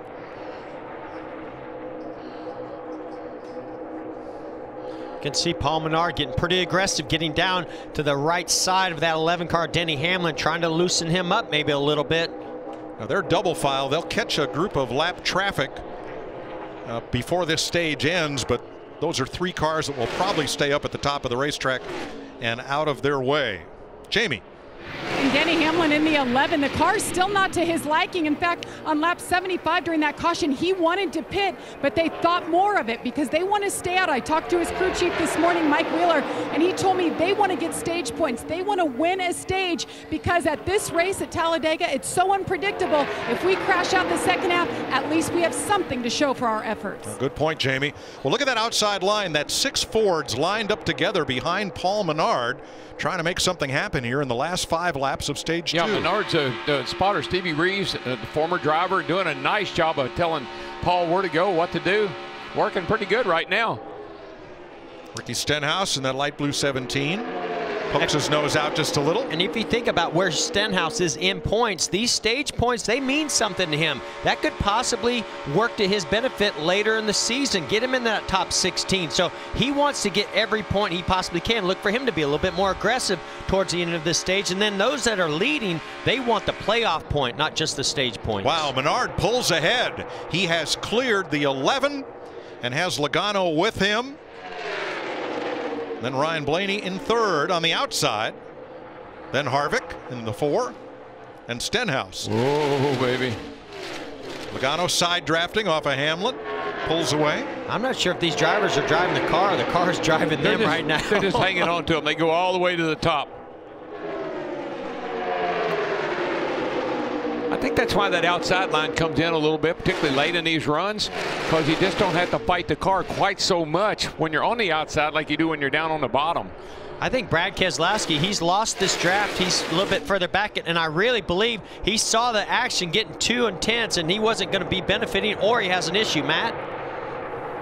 And Jeff, the issue that he had, he wanted to pit before the stage ended, but Paul Wolfe told him, we will need 4 tires because we've been doing the right sides and fuel only stops, so we'll need 4, lose way too much time, so they're going to run it to the end here. Well, the lap cars kind of messed things up. 2 of them stayed high, 1 of them went low, and that scattered the leaders. Now it's a 4-car breakaway for Menard, Logano, Blaney, and Harvick. Tell you, Greg Irwin has got that 21 car. They are good today, Mike. That car really looks fast. He's good at Daytona too. I mean, Paul's just doing a nice job with his team. Paul looking for his first career stage win. A lap and a half away. Get in line, all single file here. Coming to 1 to go. Mostly lined up on the bottom here. Mostly lined up on the bottom. I think Logano third in line, backed up to the 17. Remember, Logano was 2nd in stage 1 behind his teammate Keselowski. Did not make a move. Will he make a move on Paul Menard? I think that's a tough spot for him to be in, Jeff, because he really would like to make a move. I think he can, but he might really jeopardize the 21 car in doing it. Maybe he and Ryan Blaney can work together here, get a little bit of a run going and make that move. And effectively, that's 3 Penske cars out front. The Wood Brothers 21 is a satellite operation of Team Penske. One thing for sure, Denny Hamlin, he never stays in line. He's ready to, always trying to make moves happen. Denny's just trying to stay out of harm's way. All right, this will be it for stage 2. The start-finish line all the way down here toward turn 1 as they come into the tri-oval. Menard leading Logano single file, and the front 5 stay that way. 5 Fords, 6 Fords out front for stage 2, led by Paul Menard, and a nice job by Casey Kane in the 95 to get the free pass. Wisconsin's Paul Menard for the storied Wood Brothers wins stage 2.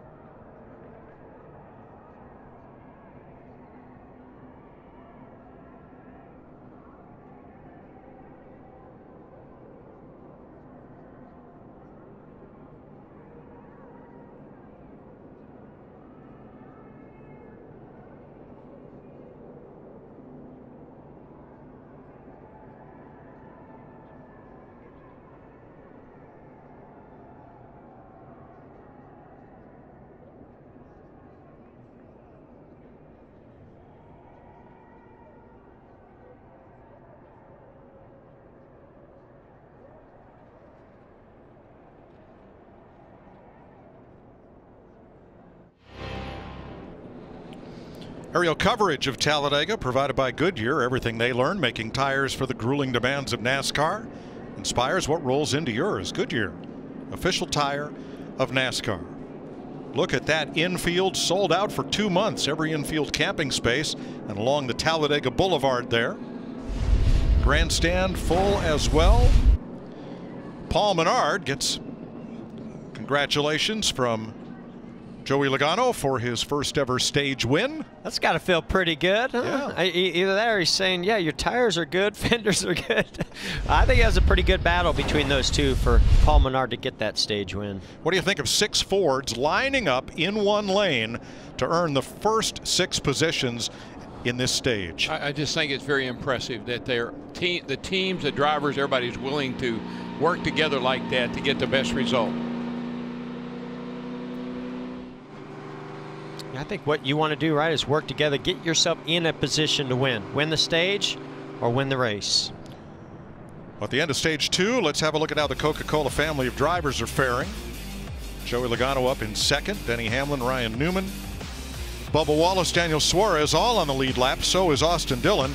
Kyle Larson went out in that wreck at lap 73, the only caution we've had for contact today.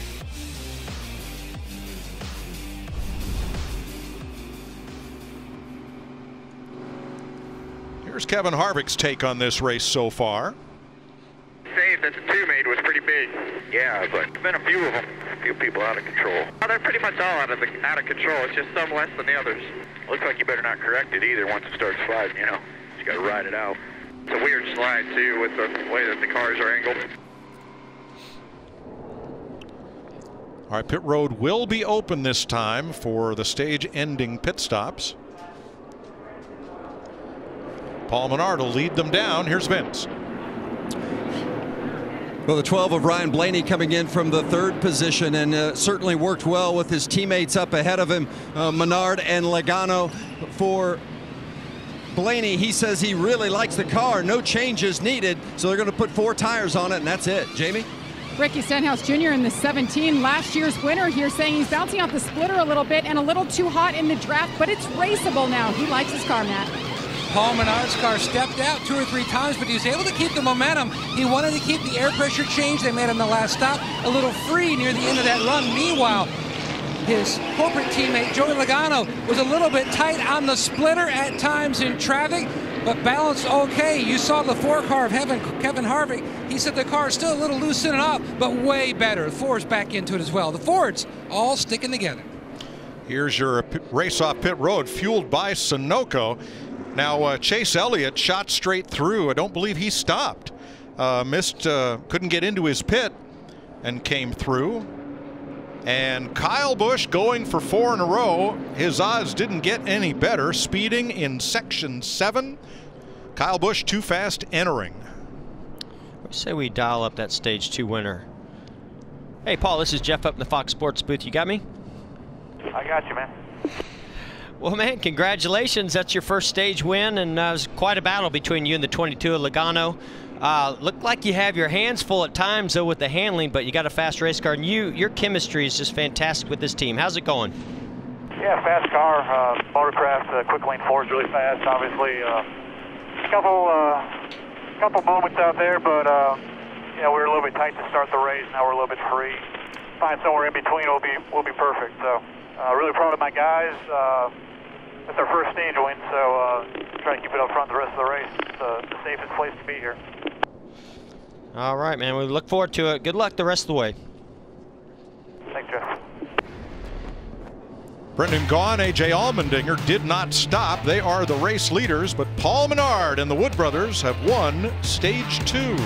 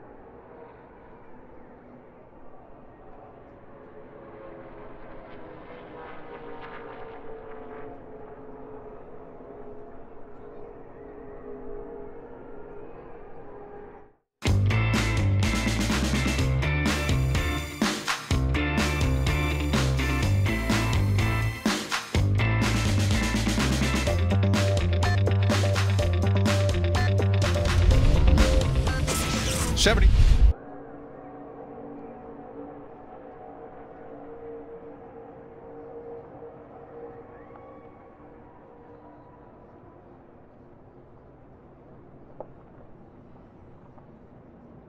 William Byron took on only 2 tires. He's the race leader. He got 4 tires on his last stop. He and Ryan Blaney will share the front row for this restart. Chase Elliott did just miss his pit. He then came back around, came in, and he'll restart 24th. Casey Kane back on the lead lap with the free pass. Now, in the pre-race show, a fan handed you a sneaker to sign. So, come on, let everybody in on the gag. Who is Rodney Sandstorm? Yeah, that's actually Jordan Taylor. He's my teammate when I won the 24 Hours of Daytona. And he's quite a ride if you watch him on social media, and obviously he's got quite a sense of humor. Now, I wish they'd have told me about it too, because I thought it was some gaper, and I said, man, get him out of here. No, right. I tell you, he is a heck of a driver. Oh, and I know. Jordan Taylor is a star of social media, and his alter ego is this Rodney Sandstorm character wearing a Jeff Gordon jacket. It's pretty funny. Was he on the boulevard Friday night? I saw pictures. I bet he was out there having some fun. I've seen photos.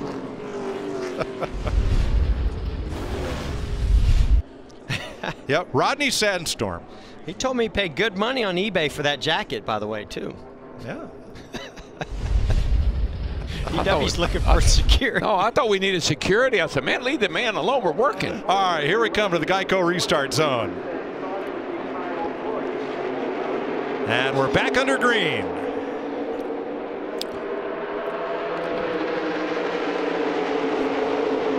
'24 got a nice little jump right there. And you can see the gaps between the 4 and the 48 and then back to the 31. That inside lane is definitely going to be the lane that you're going to want to be in. I'm not sure that Byron's going to have anything for all those Fords lined up on the bottom right there. We'll see. 6 of them stacked together on the inside behind William Byron's Chevrolet. Boy, those Ford guys, Mike, they have just come in here today with a game plan, and they are sticking to it.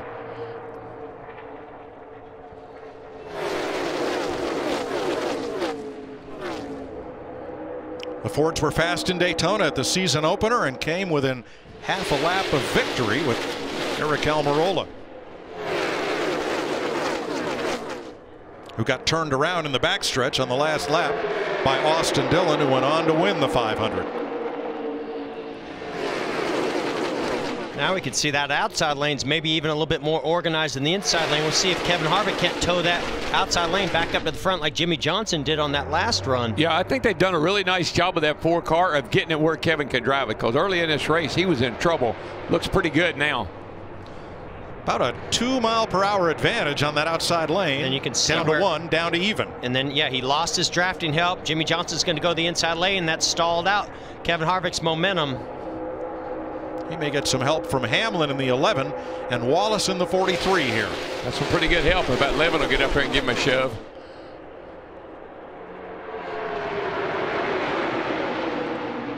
Ryan Newman way up top in the Cat 31. Yeah, I think Ryan's just had his hands full with that car all day long and just trying to hang on to it up on that high side.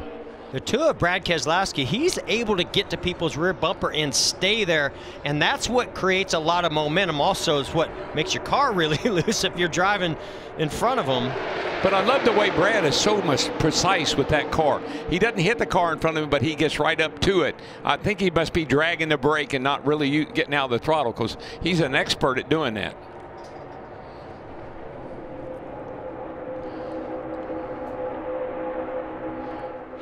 Fourth place, Ricky Stenhouse. The blue car in that inside lane. And Mike, it looks very comfortable, not fighting with the wheel. Every now and then a little twitch on the wheel, but that's just going through the bumps in the track. Now he saw some momentum coming. He moved up in front of him, but look what happened. Denny Hamlin took advantage of that, went right up the middle. Yeah, Hamlin went all the way to the top and then came down to pick up Hamlin. Now they are 4th and 5th. When that costs Harvick big. And Bubba Wallace. But Mike, that's just so much confidence in that spotter. When that spotter says move up now, you can't wait. You got to go when he tells you to. Can't hesitate. And we've seen that's really been the only way to make passes. The only way to move forward is when that line gets really organized on the outside and has a big run, then you need to move up in front of it. There's Keselowski in the 2 down to the inside, lined up with the rest of those Fords. Remember, William Byron in a Chevrolet is still the leader. It's just pretty hard to pull out and pass a guy when he's leading like that unless he makes a mistake. Vince? Well, and you guys talking about the spotter. How about Tab Boyd, the spotter for that young leader up front, William Byron? We mentioned earlier it's his first Cup race here. Yeah, he's run a truck race here at Talladega. He's run Xfinity. But this Cup car is a whole different animal, especially with this package and what an advantage it is for Byron to have a veteran like Tab Boyd in his ear, helping him not only with the car behind him, but what that line on the outside is doing. I've been so impressed with this young man. And remember, they've had to overcome some issues today. Had a little nose damage earlier in an incident. It's only 9 starts for that kid leading the race. It's pretty impressive. Remember, Byron just took 2 tires on that last pit stop. We'll see how that plays out as we get deeper into this run. 67 to go.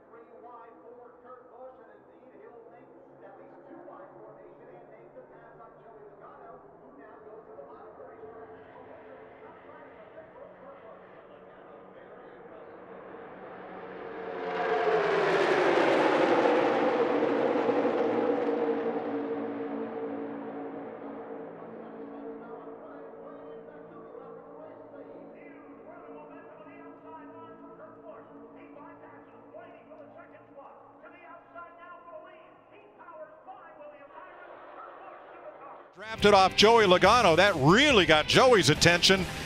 And then he went straight to the front and took the lead, overcoming a speeding penalty on pit road at the start of the race. Kurt Busch out front of William Byron, Ricky Stenhouse, Ryan Blaney, and Denny Hamlin. Time for our Credit One Bank ones to watch. Jeff. Yeah, you know, I think at Talladega it takes a fast race car, and it certainly takes somebody that knows how to work the draft, knows where that run's coming from. And to me, nobody does that better here than Denny Hamlin. I think he's going to get the win today. Yeah, Jeff, I'm going to give a shout out to that 34 car, Michael McDowell. They qualified 20th. This is his 259th career start in the Cup Series. Only one top 5. It was at another restrictor plate race. Could he possibly give Front Row their second win in the Cup Series? Hey, Larry, the 22 car, Joey Logano, he ran second in both stages so far. I hope it doesn't mean he's going to run second today, but I think he's going to win. I like this winner. Aric Almirola got it done in Daytona in July a couple years ago. Half a lap from taking the biggest race of the year, the Daytona 500. He's been in the pack all day long. I think he breaks free at the end and wins here in Talladega. The Wood brothers have 5 victories at Talladega. Let's make it a 6-pack. If Paul Menard gets back to the front, watch out.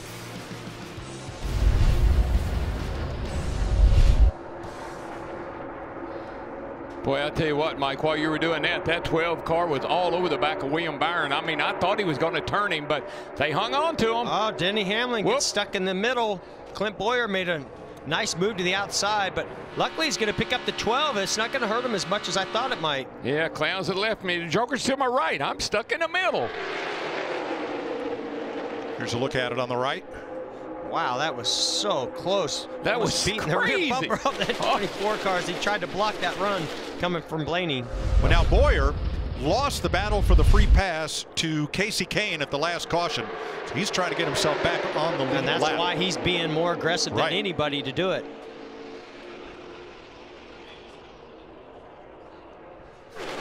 You know, one thing we saw this race start out pretty calm, cool, not anybody doing anything crazy. But as we've gone on, pit stops, tire changes, adjustments on the cars, drivers get comfortable in their race cars. That's when we ramp up the act. That's when things start to ramp up as we get closer and closer to the end of this race. So how about Kurt Busch? Starts the day off with a radio that won't work, and you can't race here without a radio. You need that spotter and pit communication more here than at any other racetrack. And he speeds down pit road on the very first stop, but just calmly, methodically, he and Billy Scott and spotter Tony Raines have worked themselves back up into a position to win, Vince.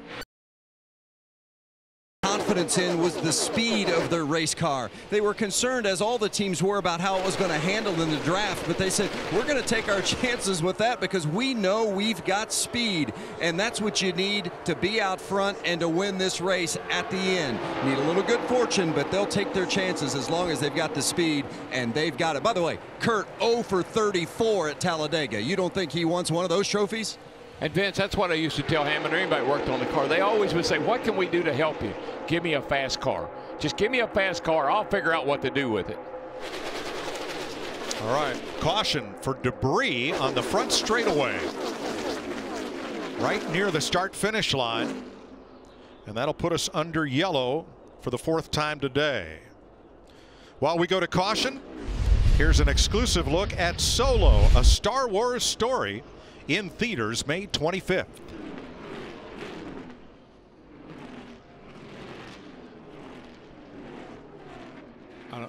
It was just.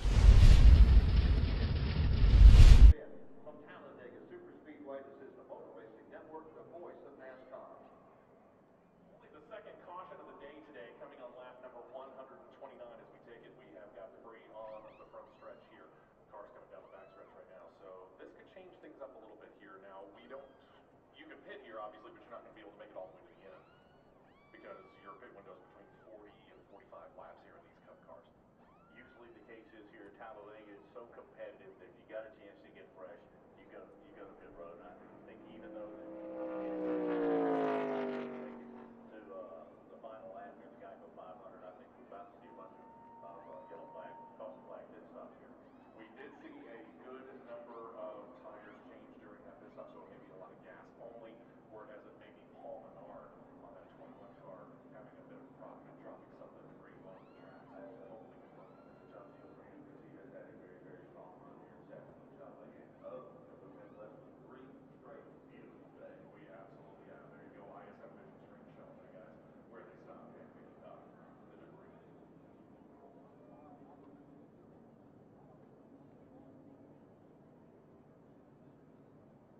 For only the 3rd time this year, we are under caution because of debris. Caution coming out on lap 128. Pit road is on. Stay close to the cup. Yeah, come close to the cup.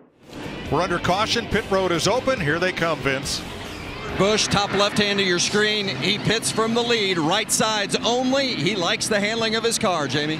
17 of Ricky Stenhouse Jr., 3.2 seconds. It was fuel only, Matt. And Kevin Harvick said, you can see that we are going to need tires. That's going to be the winning move of the day. We've got to keep tires on it. After 7 or 8 laps, they seem to go away right sides on Harvick. They're going to come around and do the left sides as well. Keep fresh Goodyears on that car. Maybe that's the winning move of the day, but a lot of cars took 2. Ricky Stenhouse out well in front of the pack with no tires. And as Matt said, a lot of 2 tire changes on this caution flag at lap 129. 58 to go now.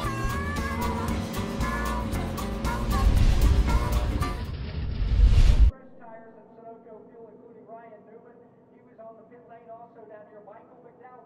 have a good run. And Bubba Wallace, who's soldiering on after a little bit of damage on the left front corner. Let's stop coverage presented by Rewards member today and earn 1 point for every dollar spent. Provide your email address and earn rewards twice as fast. Get a $5 reward for every 150 points earned. See store or rewards.com for details. O'Reilly Auto Parts, better prices every day. We got a recap in a moment of the pit one on that stop. We're getting reports that Ricky Stenhouse has got fuel only on that stop, determined to get back up there and repeat as winner of this race at Talladega Superspeedway. He's been strong, but let's review at the very start of the race. Remember, he got shuffled out of the draft a bit, went back to the 24th spot, worked his way back up inside the top 20, and here in the last half hour or so, suddenly he's been in the top 5, doing right there in front of the field.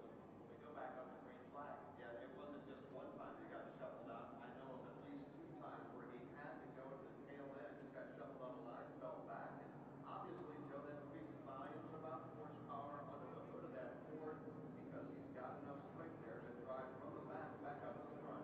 Getting word also that Paul Menard had a problem there, a violation of the tire cut outside the pit box during the stop.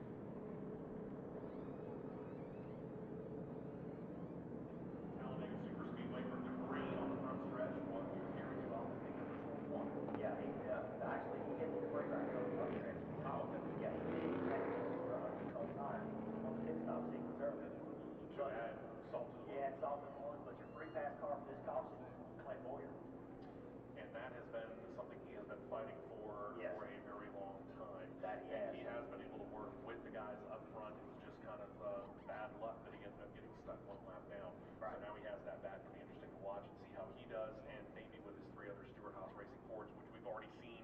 For example, Kurt Busch, and we've seen Kevin Harvick leading, and we know that they have rocket ships as well. That they do. Lap 131 on the board, but Ricky Stenhouse Jr. of Ford is shown as your leader. Clint Boyer, as we see on the ISM vision screens, the free pass is back on the lead lap.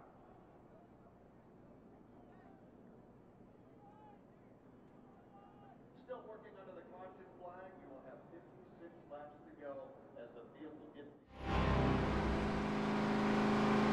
57 laps to go, and an issue in the pits for Paul Menard. Keep an eye on the right rear tire change on this replay, Larry. All right, they're going to do just right side tires, and what you're going to see, we're going to focus right there on the right rear tire changer. Once they pull that right rear tire off, you're going to see it right there. See it? All right, now he doesn't. All right, they're retracting the penalty right now. They are talking to NASCAR because the rule states crew members must remove tires and wheels from the outside half of their assigned pit box in a controlled manner before the vehicle exits the pit box. So they have retracted that penalty.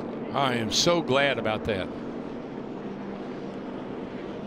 All right, Menard back on track. 56 laps to go at Talladega. Ricky Stenhouse Jr., your leader.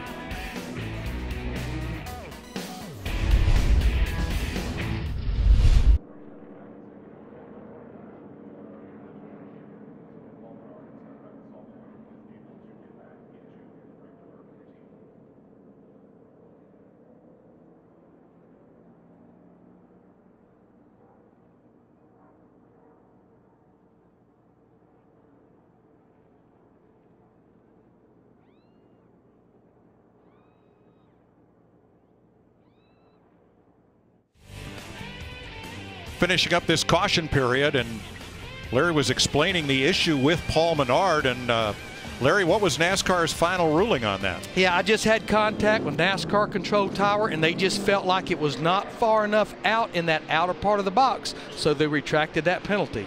Okay, good news for Paul Menard. We're also saying they're having radio issues on the 21, hearing about every second or third word from Paul from the race car. Jamie?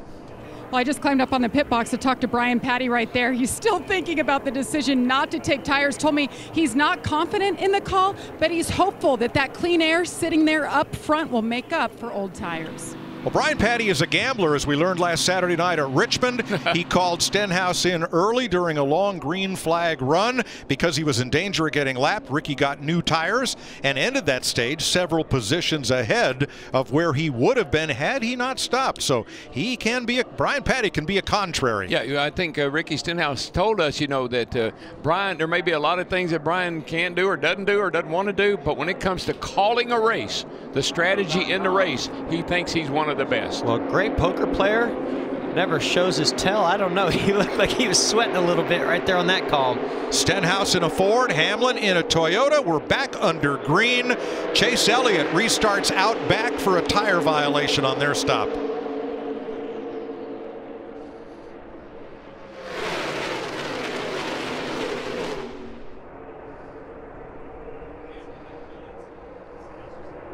I haven't talked much about Daniel Suarez in that 19 car, that orange car there behind Ricky Stenhouse. He's been in the hunt all day long, one of the fast Toyotas up there.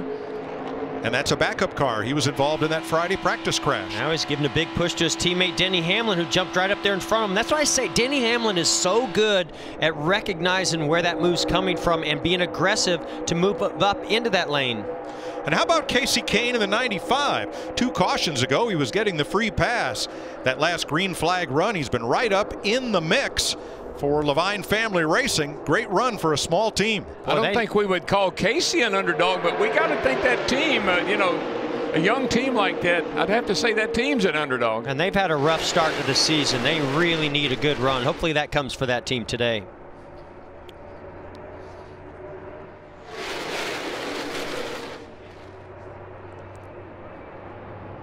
.54 laps to go. Ricky Stenhouse, last year's winner, out in front. Comes up to block Hamlin, down to block Hamlin. Yeah, Hamlin was a little bit late on making that move. Thought twice about it, which was a great decision. Yeah, he saw 19 Suarez coming with a head of steam. He tried to get up in front of him, didn't work.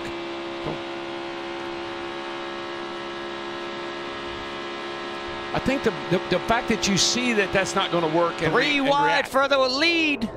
Well, you couldn't block all 3 lanes at once, could you? Yeah, I didn't like the outside, but I love the inside.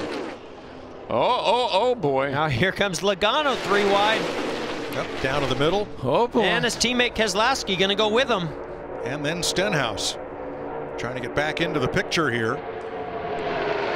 Ricky Stenhouse in that 17 credited Jimmy Fennig, longtime and championship-winning crew chief, for preparing these restrictor plate cars for Roush Fenway Racing and making that 17 as fast as it is here. Yeah, without taking tires, though, they wanted that clean air out front and to maintain that, be aggressive to do it. Now he's right in the middle, 3 wide. I think he's going to have his hands full with not having fresh tires. He was Bobby Allison's crew chief, had great success. Matt Kenseth's crew chief, great success. Guy's really, really sharp.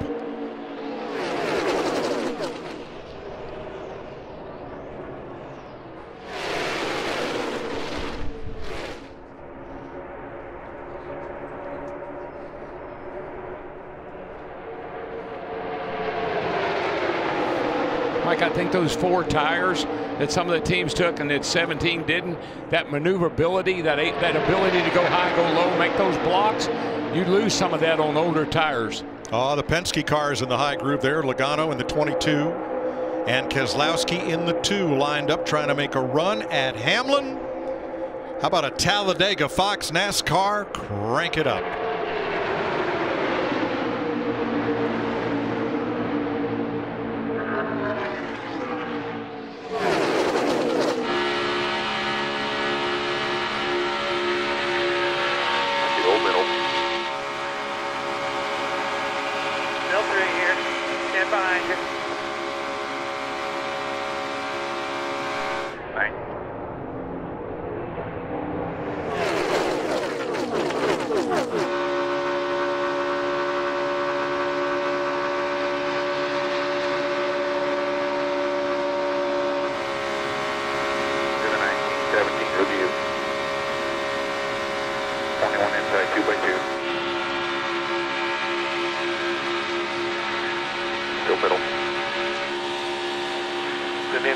by 3 for 5 rows. Still inside. Coming there, you look. Laying down, bottom's covered. 19 trying to run that brake top, getting runs off it. You're clear up there. Just you and the 12.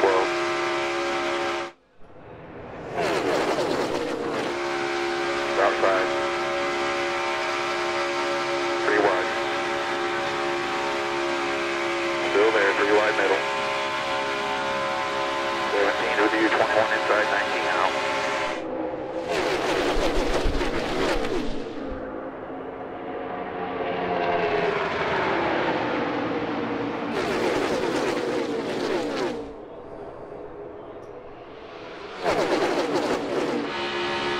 Still with you in the middle. Still middle. 10 even with you outside, 21 inside. Outside, 3 wide middle. Still. Middle 3. Still middle 3, middle 3. Big push. Keep digging middle. 3 wide still. 3 wide. 3 wide. 41 outside, 12 side. Still middle 3. Still middle. No hole gear down here shortly. Still middle. Bottom's covered still. Still middle. Stay with it.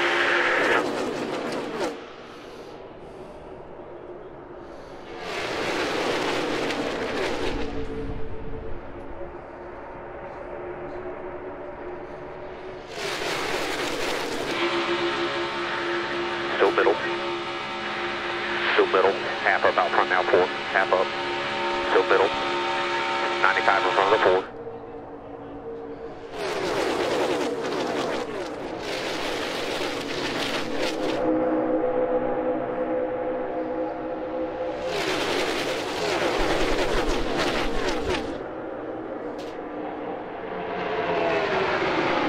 Door handle to door handle at 200 miles an hour.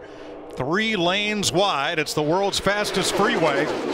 47 laps to go in Talladega, and Brad Keselowski out front, 3 Fords up front, Keselowski, Logano, and Blaney. Then the Toyotas, the 11 and 19, Hamlin and Suarez, and then the Chevy of Casey Kane. Larry, what are we looking at? Yeah, Mike, we have 47 laps to go, and everyone pitted under that last caution for at least fuel. So if you wanted to run the fuel run out, we could go to about 10 to 15 to go in the race. But right now, in the next couple of 3 laps, as we saw in stage 1 and stage 2, the window is open to pit and make it to the end. Don't be surprised to see that coming up. The 2 lead Fords go side by side. Keselowski and Logano battle for the lead, and here comes Suarez on the outside with Joey, and Hamlin in the middle. That Suarez is hanging in there, and he's got a fast car. Woo! This is breathtaking. 46 to go. You won't miss a minute. We're going to go side by side with Fox NASCAR coverage.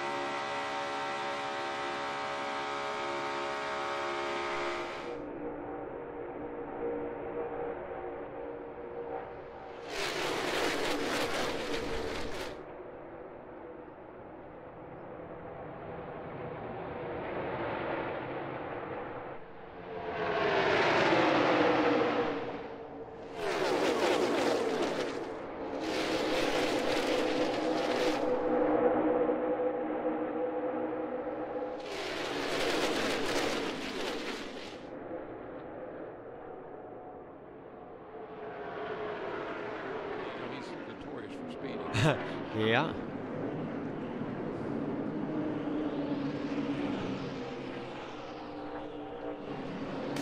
Welcome back to the Geico 500. Half the fields come to pit road, Vince. And it's fuel only for Ryan Blaney, pitted from the 3rd spot. Jamie?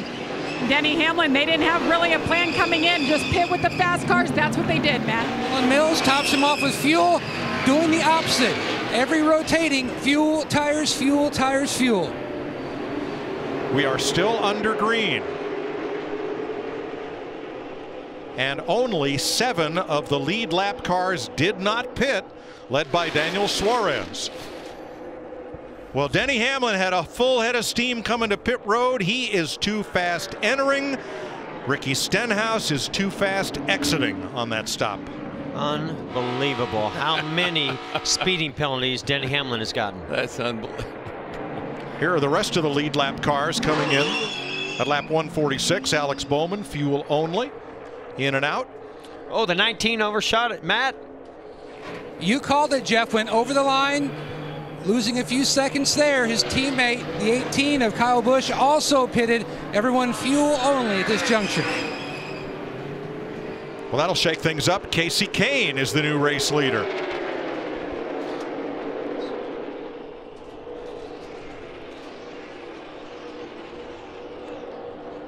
Kyle Busch now second. Alex Bowman, Daniel Suarez, A.J. Allmendinger coming out of the pits. And the 19 of Suarez was also too fast entering when they all came flying onto pit road. I could have and sworn Hamlin just did it again. Yeah, it looked to me like he was coming in with way too much speed. That's where frustration can get the best of you. He lost his cool. Well, earlier, Jeff asked Denny Hamlin about that very topic, all of his speeding penalties. Are we going to see the 11 have any speeding penalties this week? Knock on wood. This has not been one of the tracks where I've typically gotten speeding penalties, but who knows nowadays? It's like I've not been too particular on where I'm getting penalties. Well, Denny Hamlin just racked up his 3rd and 4th speeding tickets of the season. Yeah, and I actually sat down with him before, I think it was Bristol. So, you know, I would love to have talked to him about Talladega too, because, and he told me he likes to push the limit. They like to not give up anything on pit road or anywhere on the track. But I can't believe that they're still pushing it this far. There's just a limit to everything, and I think he may have exceeded his limit. But there's 3 drivers who all violated Darrell's Rule 1. Don't beat yourself. 41 laps to go. Joey Logano back to the front over his teammate Brad Keselowski, Eric Almirola, and Paul Menard.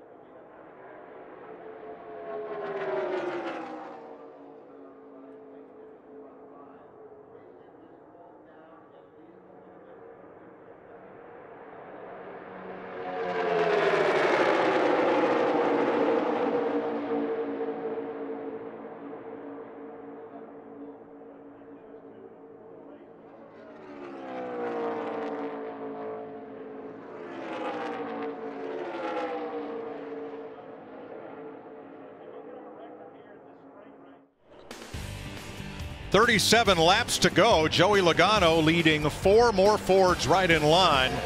And the Blue Oval has won the last 5 races at Talladega in the Monster Energy Series. But Mike, don't think back to the beginning of the year. Say, oh, well, Ford's in big trouble this year. They don't have a new body. They had the oldest body style. The oldest body style in the field. Boy, they were fast in Daytona, and they are fast here. They have refined that body. Well, next year, really good. Oh, the 21 of Menard. I don't know if he just got loose because the 12 was pushed him, or if he has a problem. Both. I think it might be both. Ill handling problem. I'm telling you, when your back wheels are off the ground, that's what happens. But these Fords have been so strong on these restrictor plate tracks for a while now, and I do think that they've only been able to improve that. And that's why they're showing so much strength. Hey, look who the 22 just jumped up in front of right there. Eric Almirola. We haven't mentioned him much all day, and there he is running second. Let's check with Matt on the leader. Competition's not the concern right now, Mike. In fact, Joey Logano 2 laps ago said, I've got a small vibration.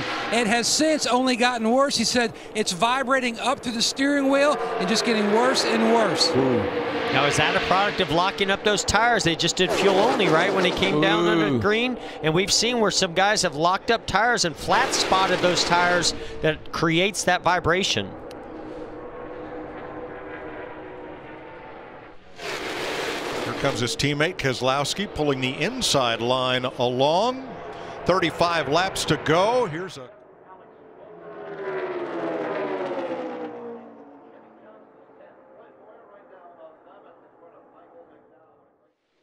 Well, during our Duracell Drive and Trust, we're going to take a look at the 17 team with Ricky Stenhouse Jr. and his crew chief, Brian Patty.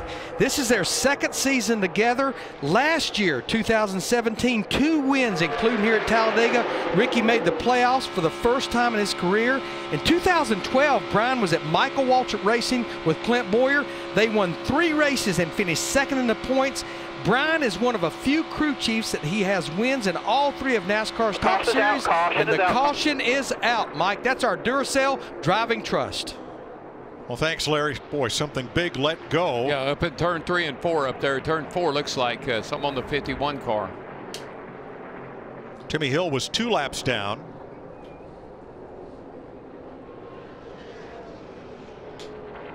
And a lot of smoke from the right front of his car as he brings that Chevy to the garage. So caution out with 34 laps to go. And Mike, we hadn't talked much about it, and I really didn't think it was much of an issue. Some of the engine builders had a little bit of concern about the plate change and how it may affect the engines today. We haven't seen any problems, but that was somewhat of a concern for some of the engine builders. So Larry, what do you do? Well, I'm looking right now at Ricky Stenhouse Jr., who we were just talking about. No brainer. Last driver on the lead lap. He did not get tires that last caution, so he comes and get it. But I just believe most of these guys up at the front, they know they can make it on fuel. I think you're going to see the majority of the front part of the field stay out, Mike. But Larry, what about that 22 at the vibration? You think that the safe route is for them to go ahead and come and get tires? I just Todd Gordon just gave you the answer right there. I don't know. I just don't know if they want. You know, we got 27 drivers on the lead lap, now 28 with the free pass. I just don't know if you want to put your guy back there in harm's way when we've got probably less than 30 laps to go before racing. TJ Kennington, Canadian driver for Gaunt Brothers Racing, gets the free pass. That's Drew Blickensurfer there, the 43 crew chief for Bubba Wallace. Yeah, that's 28 cars still on the lead lap when Kennington gets his lap back. That's a lot of cars. Yeah. Only 5 cars out of race.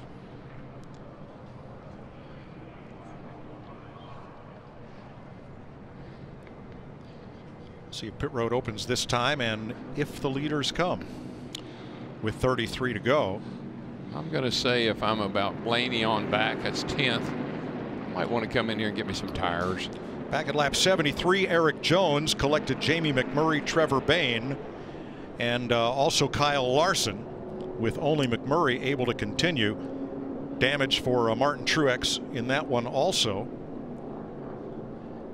I just think things are going to ramp up here. The intensity, I would want a car that has as much grip as possible. I'd want some tires. I don't want to give up that track position. I get it. But, man, I want a car that's going to drive good so I can just go anywhere I want. You know what would make this easy? If everybody came. And the lead cars will stay out under this caution flag with 33 to go.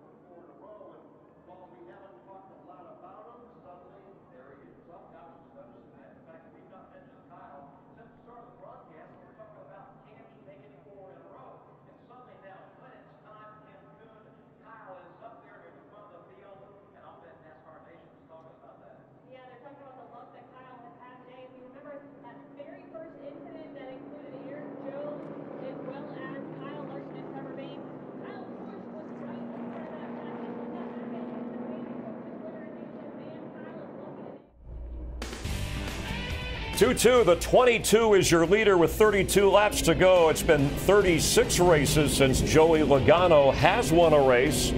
Closing in if he can hang on here at Talladega. We're live, NASCAR on Fox, at an Outback Steakhouse race break with Michael Waltrip, Chris Myers. A quick recap.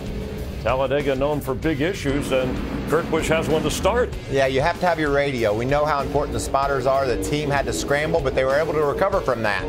And eventually, Brad Keselowski wins stage 1 here. And then on lap 72, a 5-car crash. Eric Jones gets loose off the corner. It made Jamie McMurray get a bit loose as well. They made contact, and you can see the result.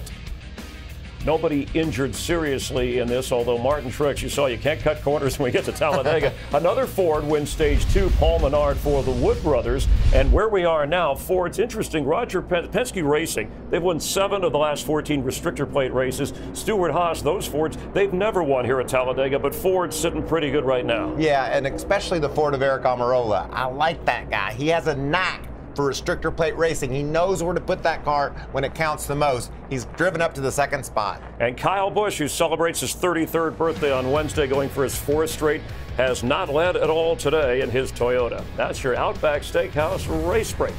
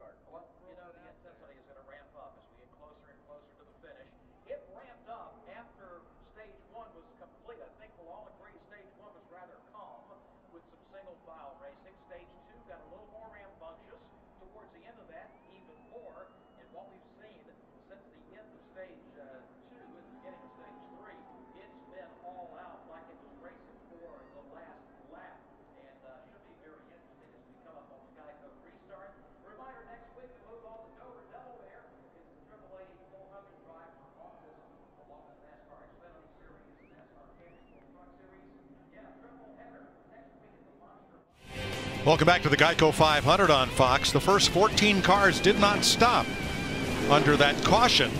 Ryan Newman gave up 7 positions to get 4 tires, as did Chase Elliott and Bubba Wallace. Let's see how this sorts out. It'll be 29 laps to go when they get the restart green flag coming out of the tri-oval here. And the fans, huge crowd here at Talladega, they're back to their feet once again. Green flag. Joey Logano, Eric Almirola. Mike, this is when a lot of trust takes place. You've got to trust your spotter. He sees things you don't see. When he tells you to move, you've got to move. You cannot hesitate. And you can just throw patience out the door right now. I mean, I know they've still got 30 laps to go, but I think they're going to get really, really aggressive here trying to get this lead and then try to maintain it. This is going to be 30 laps of holding your breath, because that's what every lap's going to be from here on out. Kurt Busch 3 wide on the bottom. Kyle on the top. Almirola's getting caught in the middle. Yeah, and Keselowski right there. He needs to slide up right there. But the 18 on the outside has no help. Well, and that's a Ford, Keselowski and a Ford, Almirola and a Ford, so he's trying to help him get back up through there. Menard's 4 going wide. Why not? Isn't it funny how we go all day long and then this? 4 wide, 4 wide. Right off a restart. 4 wide.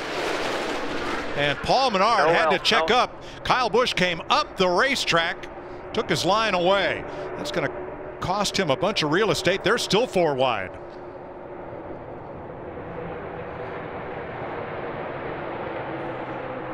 Look at that. They just move around like ants. They're just all over the place.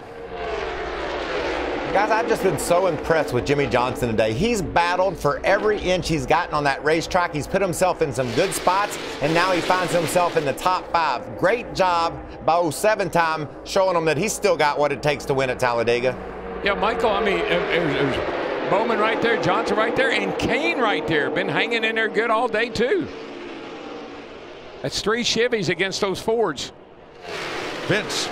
You know, when they pitted Jimmie Johnson at lap 130, that's the stop before the most recent stop of fuel only. They were coming for just 2 tires, but miscommunication. They ended up putting 4 on, and Chad Knaus, the crew chief, joked, well, that'll just make you better to be able to passo those guys. I think Jimmy took him seriously. By the way, this is an easy day for Jimmie Johnson. Yesterday, he rode his bike nearly 70 miles and a 6,000-foot climb with a group of riders. Wow. So it's easy today. You bet. How about Casey Kane in the 95? Restarted 17th with 4 fresh tires. Kane is up to 6th place. I'm telling you, 4 tires matter here when it's this intense, and these cars have not been driving very well all day. Yeah, when you got guys on the inside, outside, those tires help a bunch. And right with him, Chase Elliott and Ryan Newman, who stopped for 4 tires the same time Kane did under this last caution. I think that's a little bit of an advantage for a few laps here. It may not be that big advantage at the end, but right now it's a huge advantage. I'd want to try to take advantage of those 4 tires.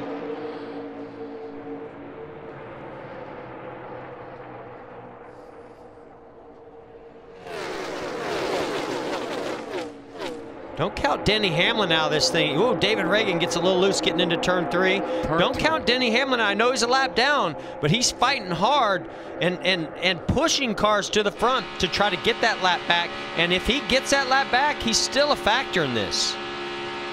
And he seems to have a knack for speeding on pit road, but he always seems to find a way to get himself back in the hunt at the end of the day. We talked about Kyle Busch trying to overcome odds that he thought were as long as the lottery to win this thing. He's our Toyota top performer. He's run as high as 2nd. He has not led a lap today, but he's been as deep in the field as 23rd. And just in the space of a lap here, went from 14th to 20th, trying to make something happen on the high side. So he said he had a better chance of winning the lottery than winning 4 in a row here. Chance of winning Texas, 1 in 37. That's how many cars were in the race. Chance of winning both Texas and Bristol were higher. Chances of winning 3 in a row, 1 in 54,000. Chance of winning 4 in a row, 1 in 2.2 million. By the way, the chance of winning Powerball, 1 in 292 million. So his odds here are definitely better. But but he's the only one with that chance. That's right. But Mike, you're saying there's a chance. Give me a chance, baby. That's all you need is a chance. I'll take a chance on him. Well, till your chances get down to slim and none, and Slim leaves town, let her go.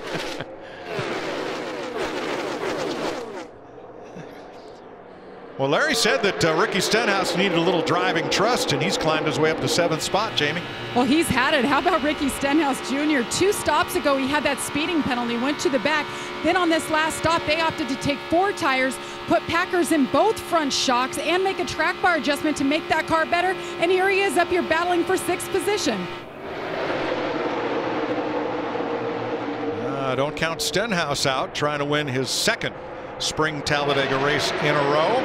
Yes, sir. That's another one of those fast Fords, but kind of sandwiched in between 3 fast Chevrolets, too. 88, 9, 48. Oh, they're spinning.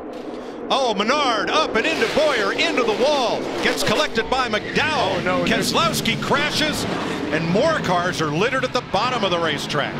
Guys, I think that somebody may have gotten loose and got either into Jimmy Johnson or his car got loose and came down. Here comes Jimmy through the middle of the melee. And not sure Jimmy has much damage. How about the 18? 2 is crashed. Certainly does. We may have to list the cars that were not involved in this wreck. There might be less of them. Like Matt DiBenedetto. I think Bubba's, I don't know, Bubba was in trouble, but I don't think anything. I don't think the 19 of Suarez did.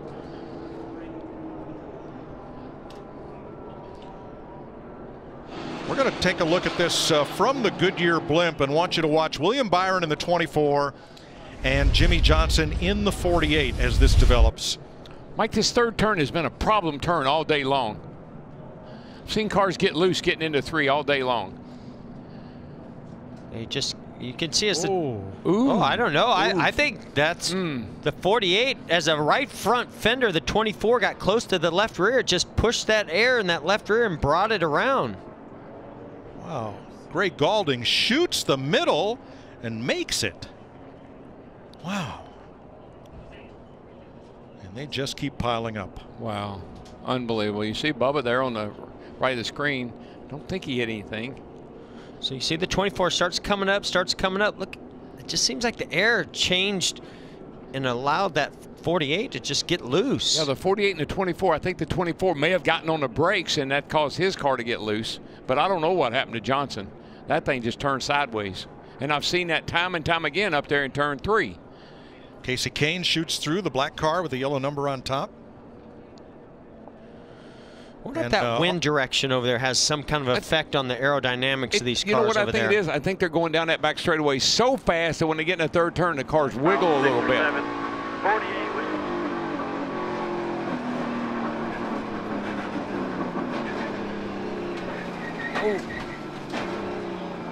Boy, great job by Ty Dillon getting that car slowed down. Saw it happening way out in front of him. His spotter obviously played a great role. We also keep an eye on. Oh, you can see Jimmy's loose right there. He just turns down in front of the 24 and it's on from there. The 21 gets tagged. And the wind is blowing from outside the track directly across the right side of these cars. Look at the Levin infield. get scoot right through there. Hamlin gets his lap back. Unbelievable. Keselowski up the hill and torn up. 34 of Reagan.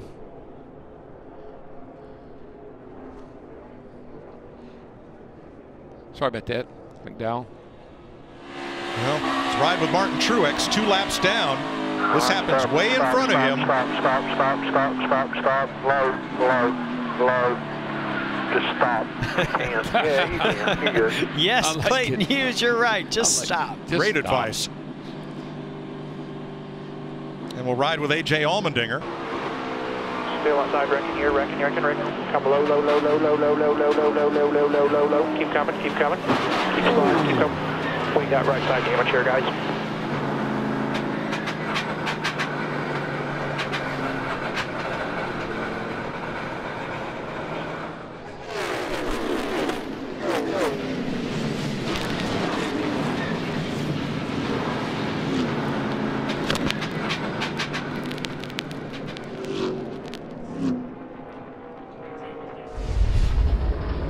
storm. Yeah, that's what Still counting, but so far we have a list of 13 cars involved in that pileup in turn 4. I guess Bubba did he? I can't tell if he got Austin Dillon hit him. Got a little damage. Couldn't tell how much. There's Allmendinger being pushed off. Jamie? Yeah, and the 43, just to update him, I looked at him when he came into the pit box, and he had some damage on that left rear, and they checked the toe. They think the tires are okay, so they're just looking at it, but they think they're okay underneath the car.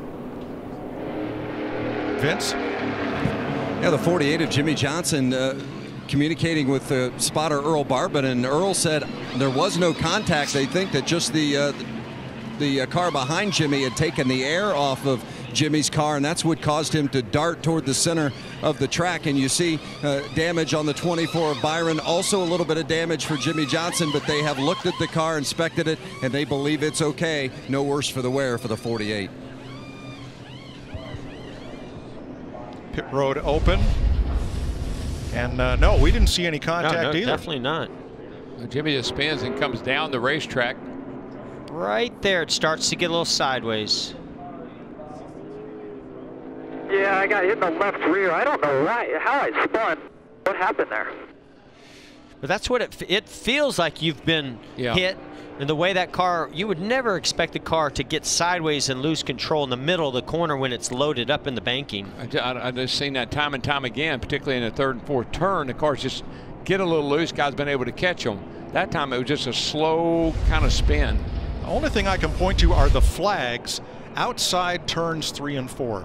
That wind is coming up and over the wall, and it's hitting those cars straight on in the right side as they go into that area. Now, don't know how much effect that has, but the wind direction is just like that, coming up and over. Well, what we certainly know is the air affects these cars a lot, and what we can't see, we can see the flags blowing. What we can't see is how the air moves around the front fascia nose of that 24 car, and what that air is doing to the left rear of Jimmie Johnson. As he comes up the racetrack, it just turns the 48, and I think it's because that air is deflecting over to the left rear, causing it to get loose. Yeah, these cars they have so much side force, those big flat sides, that when you start to disturb the air around those flat sides, the car gets out of control. I think that's what we're seeing. I think the wind's affecting a little bit, air from the other cars a little bit. You put it together, and you're going to have a disaster like we just saw. Boy, add Brendan Gaughan to the list of cars that did a nice job getting through there, as William Byron's number 24 goes to the garage. Paul Menard getting carried off. His car, that is. And that's A.J. Allmendinger. And Mike, it's not a big surprise. I think when the end of the race gets here and everybody's okay, I can't worry about how my car's handling. I got to try to get the best finish. I got to try to win this race. This is what's going to happen. You're going to have situations like this. Ouch. We're under caution with 19 to go. At least 13 cars involved in a turn 4 pileup.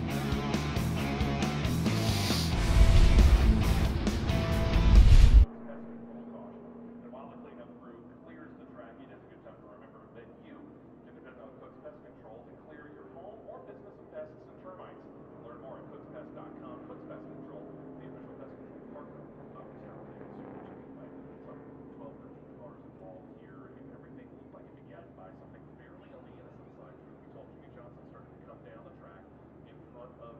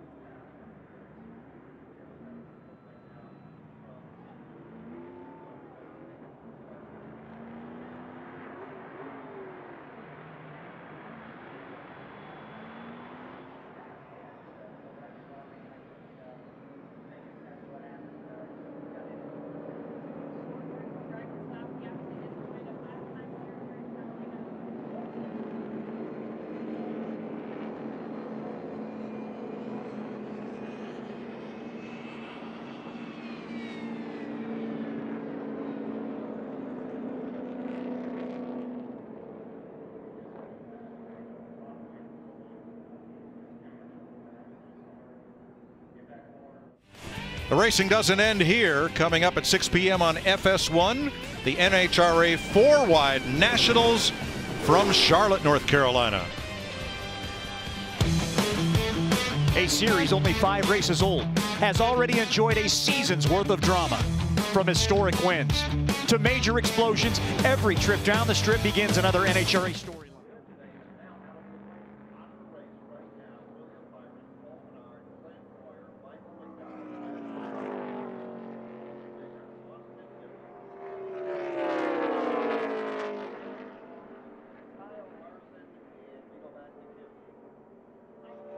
Everybody's been checked and released. Brad, I'll start with you first. It was a good run for you, but what did you see there that put you out of the race? Yeah, I just saw the 48 spin. I don't know what happened to cause that, but we lost our track position there and couldn't seem to get it back there on that last restart. So that was a bummer, but that's the breaks here. Thanks, Brad. We're getting ready to go green. We'll hear from these guys. If we have time, we'll jump in with Clint Bowyer. Clint, I know you're looking at the replay right here. What happened to you? You had a problem early on, and you guys are going to fight over the replay. Actually locked our right rear wheel up coming onto pit road and flat spotted a tire. Had to come back in, got 2 laps down, and got back 1 lap, and then finally got on a lead lap, and then we wrecked. So this wasn't our weekend, but things have been going good. I mean, the cars were extremely fast. All the Fords were fast, like we knew they would be, and it's just a weird race. It really was, from single file stuff to get them bunched back up and no tires. I mean, there's a lot of different scenarios out there, and just wasn't our day. Thanks, Clint. And Paul Menard won his first stage race. We're getting ready to go green. Paul, what did you see? The 24 and 48 the 24 got moved up, 48 was coming down, and they stopped, and I got in at 24. Well, it kind of all came together right there. So really fast Motorcraft quick lane forward. We got shuffled back, and it's so hard to make up ground. We got the bottom rolling again pretty decent, and just ran out of real estate, I guess. Thanks, Jamie. 18, now 17 to go. Joey Logano, who's led the most laps today, 53 of them so far. 4th straight restrictor plate race that a Penske car has led the most laps. He's in front of pole sitter Kevin Harvick, outside pole sitter Kurt Busch. Boy, Mike, if I were everybody in this field, 88, 9 on back, those 3 potent Fords get hooked up at the front. That's going to be hard to deal with. The 22, the 40, and 41, those are fast race cars. The 9, the 88, they've been doing a pretty good job of hanging in there with them, but I don't know if they got anything for them or not. Well, I think if they can get single file or nose to tail and work together as teammates, I think they have fast race cars, and they can go up there and battle with those guys. There are still 22 cars on the lead lap as we are in the final 20 of this one. A couple of those with crash damage. But still, anybody in this front 15 can win this race. Yeah, and Suarez is back in 9th place, Mike, and he's the best Toyota right now. He's falling back. I just think advantage right now, if I were to give one to anybody, of course, Logano being out front is a good place to be. But when you have teammates that have fast race cars like Kevin Harvick and Kurt Busch, and if those guys can work well together, they can make that move to make that pass. Well, you got your front row 2nd and 3rd right now, so we know they're fast. Denny Hamlin in the 11 back on the lead lap. Don't ever. I know he makes mistakes in the pits and speeding and everything else, but daggone if he doesn't seem to find a way to get back in the race at the end of the day. Yeah, almost every time they have that issue or he causes that problem, they find a way, or he finds a way to recover. Got a ways to go now. 19th with 15 laps to go. And 3 Fords lined up single file in front, and right behind them, engine number 9, Chase Elliott Chevrolet, Vince. 8 times a runner-up. Is this the day that he gets his first victory? Maybe it does happen here at Talladega, but he has certainly overcome. They had to start at the rear after qualifying in the top 5. Then he had early contact on pit road with his teammate Alex Bowman. Then they had a pit lane penalty, so they have overcome a lot to be in this position, maybe a position to win their first race. Matt? Eric Almirola dodged a huge bullet with the spin of Johnson and then his teammate William Byron. Coming back around under caution, the 17 of Stenhouse kicked up some debris. It went underneath the 10 car of Almirola. He thought his tires were going to be okay. He thought it hit the sway bar too. His spotter, Joel Edmonds, looked at all the tires. They said they were okay. But boy, what a huge bullet they dodged there. And you just saw Kasey Kahne come up into Jimmie Johnson. Well, I mean, the fact that Jimmie Johnson's still out there running is unbelievable, but he dodged a huge bullet the first time when he spun. That time he dodged another bullet because the 95 of Kasey Kahne just about did the same thing and got loose and got into the 48 car. You know, Mike, I've always felt like the Earnhardts kind of knew something special about this joint. They always were really good here. But the guy driving that 9 car, his dad, Bill Elliott, I remember Bill making up 2 laps here to win the race. Now I know he's only got to pass 3 race cars. He doesn't have to make up 2 laps, but don't count out that 9 car. And when Bill did that, he did it under green. There was no free pass back in the day. He did it all under green. William Byron released from the care center, as has been Austin Dillon and A.J. Allmendinger. One thing we know for sure, you can't do it by yourself. Not with restrictor plates these days. You have to have somebody that's willing to go with you. If they like the move you make and they think it's going to help them advance forward, they'll go with you. If Chase Elliott can have that happen by Ricky Stenhouse, he can make that move to get up there. 12 laps to go as they come by the line. Back to Jamie. And William Byron has been checked and released, led 14 laps today at your first race here in a Cup car. What happened? The other guys weren't really sure what led to this. Yeah, honestly, I think I got side drafted going into 3 and got me a little bit free, and then I think I just packed some air on his left rear. I haven't seen a replay, so I can't really tell, but hopefully one of our guys can get it done. Just kind of unfortunate that we couldn't get to the end of the race, but had a pretty good race till then, so we'll learn from it and come back here in the fall, hopefully have an even better run.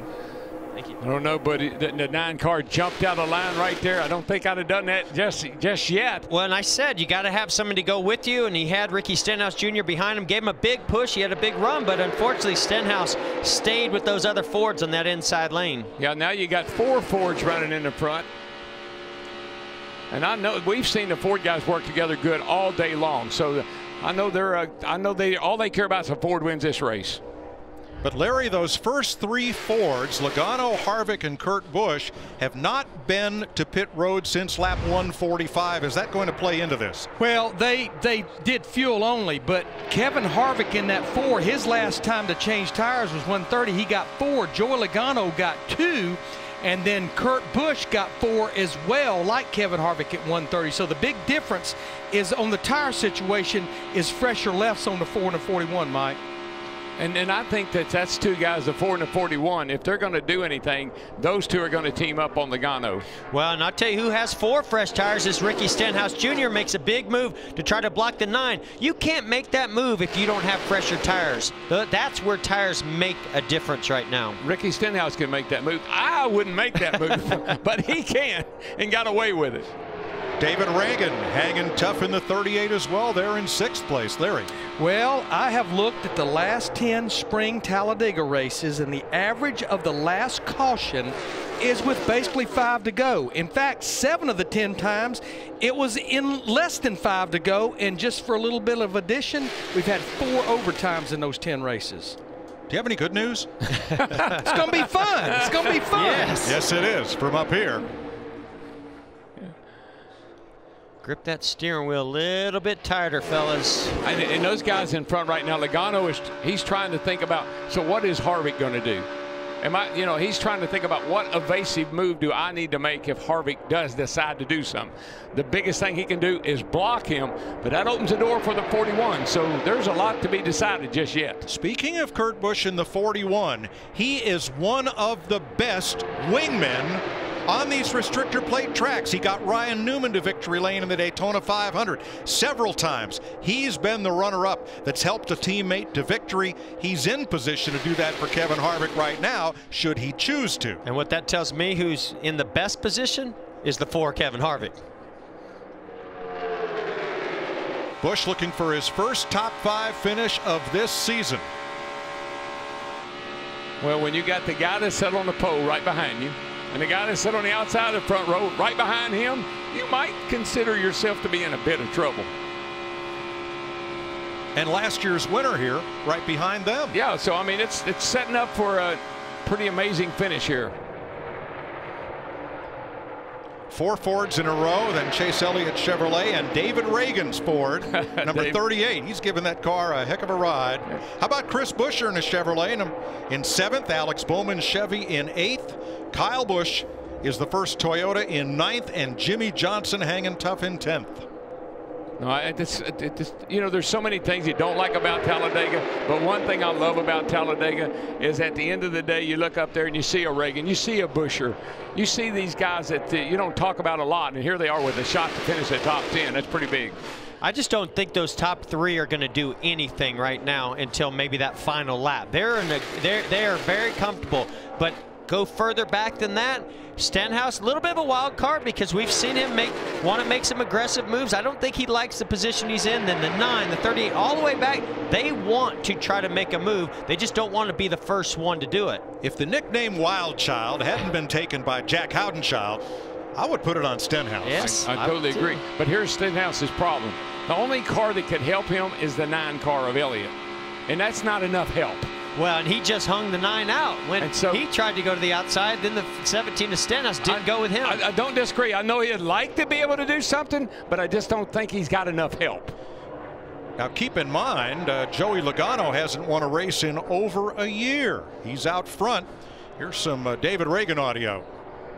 Help us out. If he'll follow me, I'll get him to the top 5. So tell him to help me out if we have an opportunity to here. I'm not going to do anything until about 2 to go, if that. But now, Mike, what I love, how many times would you hear David Reagan be talking to someone about, work with me, I'll get you in the top 5? I mean, we don't hear that every week. And here he's got a shot of actually doing that.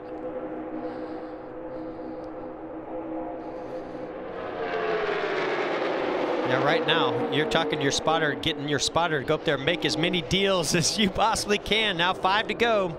Last time by Mike Leader, 48.54, 48.53 on second, 48.54, 48.51. First cars, throw a blanket over them. Well, let's go back and look at our last restrictor plate race, the Daytona 500. Take the top 10 finishers and see where they're running today. Only Joey Logano and Chris Buescher figure into this one. Buescher in 7th. How about Buescher? Buescher's pretty steamy on these restrictor plate tracks, but I think Bernie and I, we had the same idea. Amarola with the run coming, starting to make that outside lane work. He's got some helpers up there. Chase Elliott's recognizing it. He's trying to see if he needs to go up there and get in front of that line. Well, that 19 car behind him, Suarez, he's been fast today too. 4 laps to go. Chase Elliott's radio.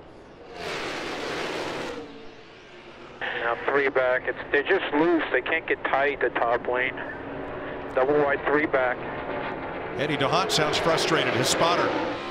Yeah, he knows if there's not somebody stacked up right behind the rear bumper of the 9 car, that he's got nobody that's going to help allow him to make any moves. He's just sort of riding along right now. Yeah, I just think the stability of the cars keeps these guys from making any of those wild, crazy moves that we have kind of come to expect down here. I just don't think the cars are that stable. Well, I fully expect it to come here pretty soon.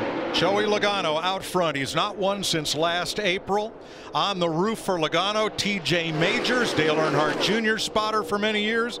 They were masters of restrictor plate racing. Is Logano the Pied Piper today to bring them home, or is he in the sitting duck position? Well, and Darrell, Mike, the one thing I will agree with, in order to make that move, you've got to stack it up to the car behind you. You've got to almost get on the brakes and back up to the front bumper of that car to get that big shove. With the cars not being as stable right now, I don't know if you can get aggressive doing that. I don't either. And look, you heard Reagan say, I'm going to, with 2 to go. This time by, we're going to have 2 to go. Whatever's going to happen is going to happen over the next lap and a half. Well, yesterday, Kevin Harvick and Joey Logano were in the booth for the Fox coverage of the Xfinity race, and they talked about strategies and finishes, just like the one we're about to have.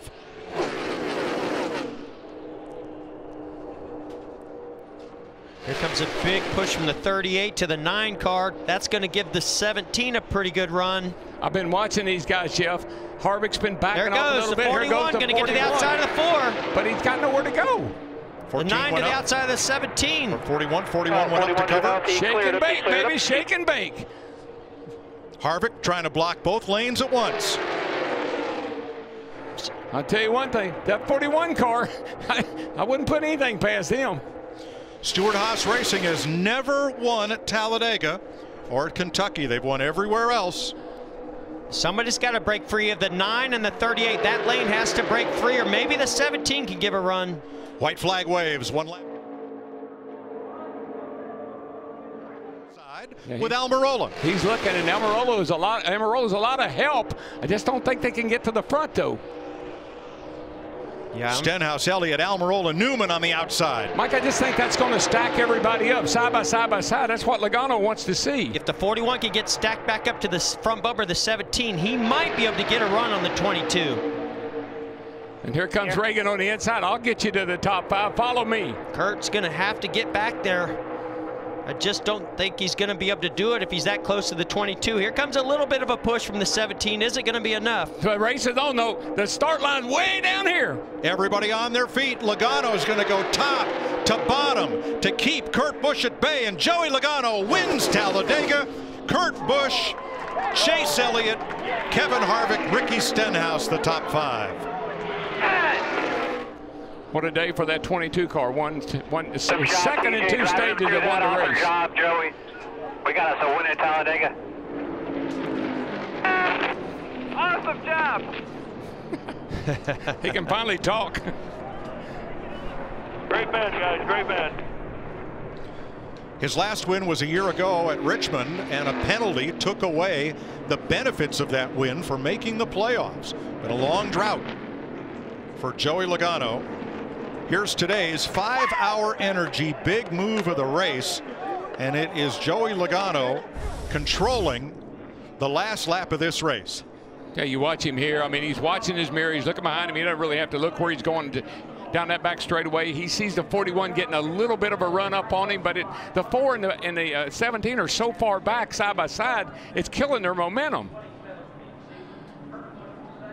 And now it's just blocking. This all it is just be sure don't let that 41 get a run on me. He sees the 17. I think his spotter probably told him the 17 had a little bit of a run. I just think it materialized a little bit too late. Yeah, I just think those cars behind them all being side by side, and it just really hurts your momentum. And boy, look at the 9 car slip through the middle there and finish 3rd. Joey Logano taking home the checkered flag is today's Sunoco fueling victory. It's his 19th career win in his 337th start. And he's the second driver this year to end a winless streak of 36 races or more. His 3rd victory at Talladega and 7th straight season with a win in the Monster Energy Series. 108th career win for Team Penske. Joey Logano victorious at Talladega.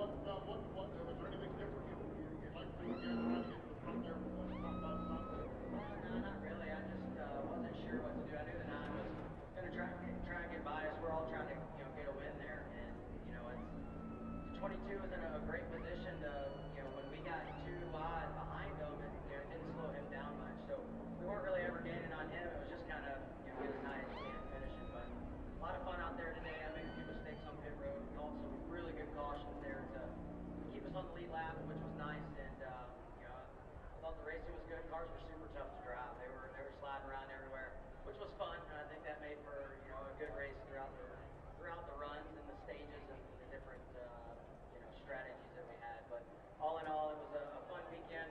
Had fun on the boulevard, had fun with all the fans. Appreciate all them for coming out. And I really wanted to win on Dale Sr.'s birthday. That'd been pretty cool.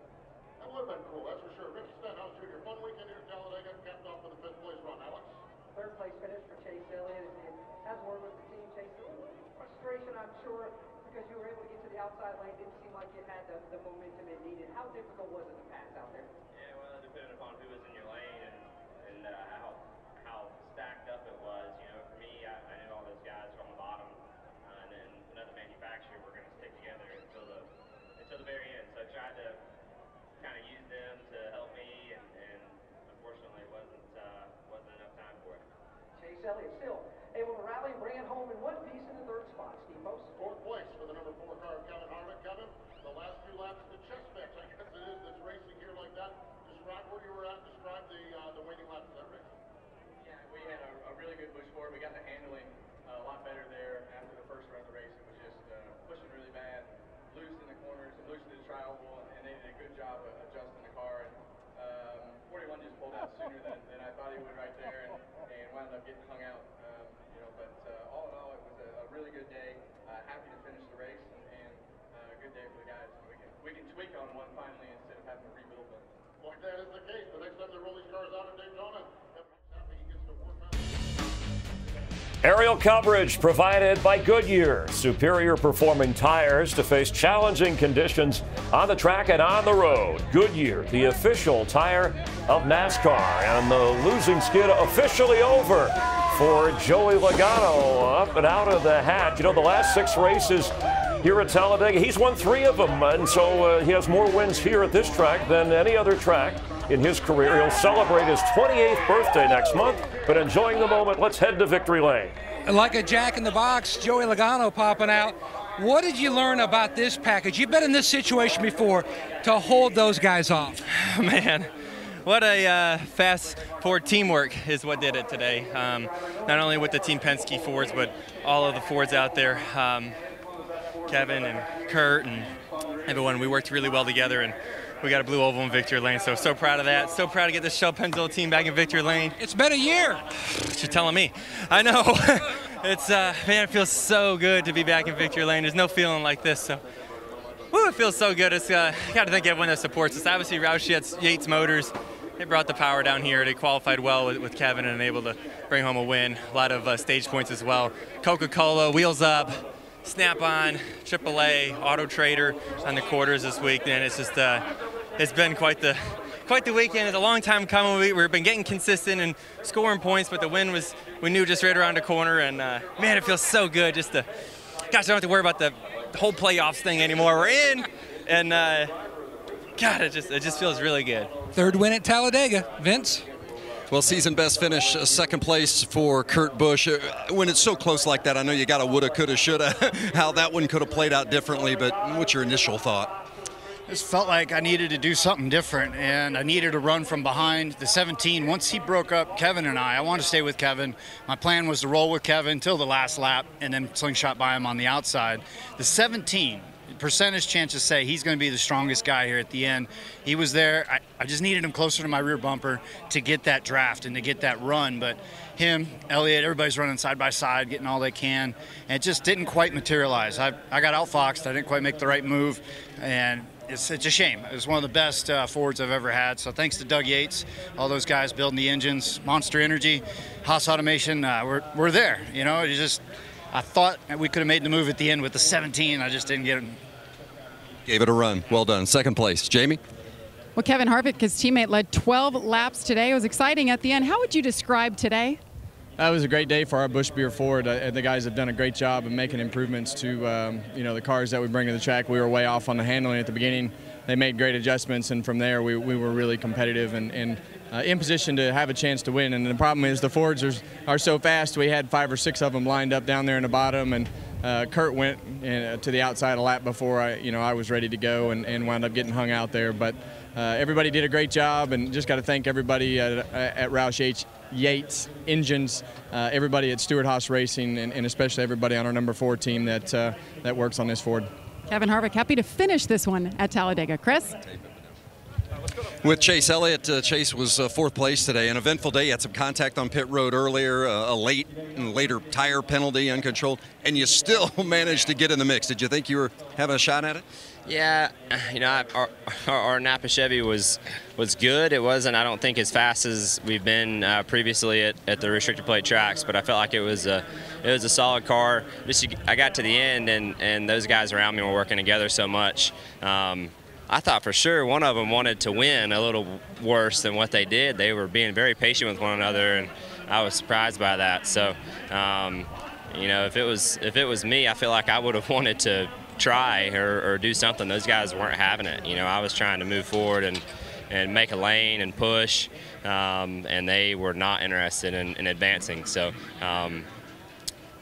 could have been a lot worse. So we'll move on to Dover. Patience at Talladega. Boy, we don't hear that one too often, Chris. No, and Joey Logano, the final.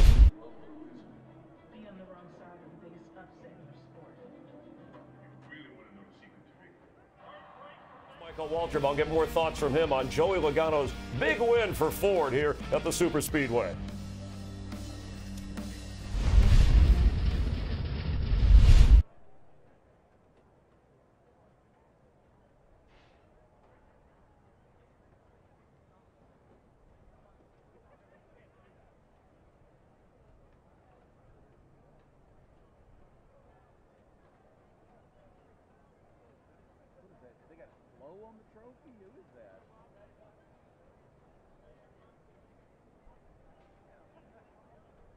We are once again back in famed Gatorade Victory Lane here at Talladega. With me is Gary McKenzie with Geico. It ain't the Gecko. Yeah, the Vulcan. It's the Vulcan. I know that. Great last 12 laps. But anyway, this is a special trophy from Birmingham, Alabama, and it's for Joey Logano, and I'm going to let you introduce him and congratulate him. Absolutely. Joey, on behalf of Geico, the 39,000 people who make Geico happen every day, all of our customers and all of our future customers, I would just like to say congratulations on your victory today. It was well deserved.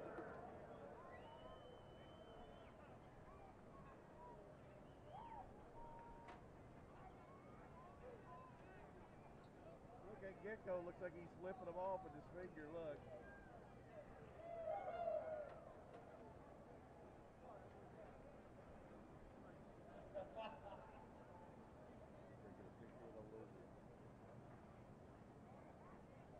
I have to get another photo. He's got a heart on the forehead. He threw up to there like a little girl.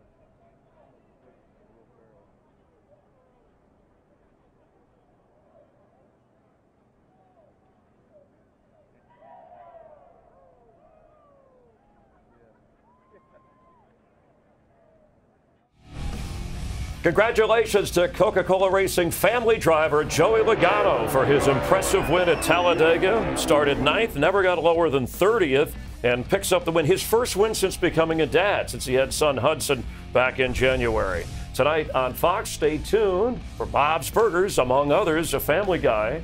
And next Sunday on FS1 will be at Dover. Then the next 2 Saturday nights on FS1, Kansas and the All-Star Race from Charlotte. And congratulations to our Joe Buck, wife Michelle. Congratulations on twins that were born this week for our entire crew. I'm Chris Myers. Thanks for being a part of NASCAR on Fox. Ahead of the crowd, can't be beat. Magic hands, lightning feet. Push through the ribbon at the track meet, said victory. Yeah, it tastes so sweet.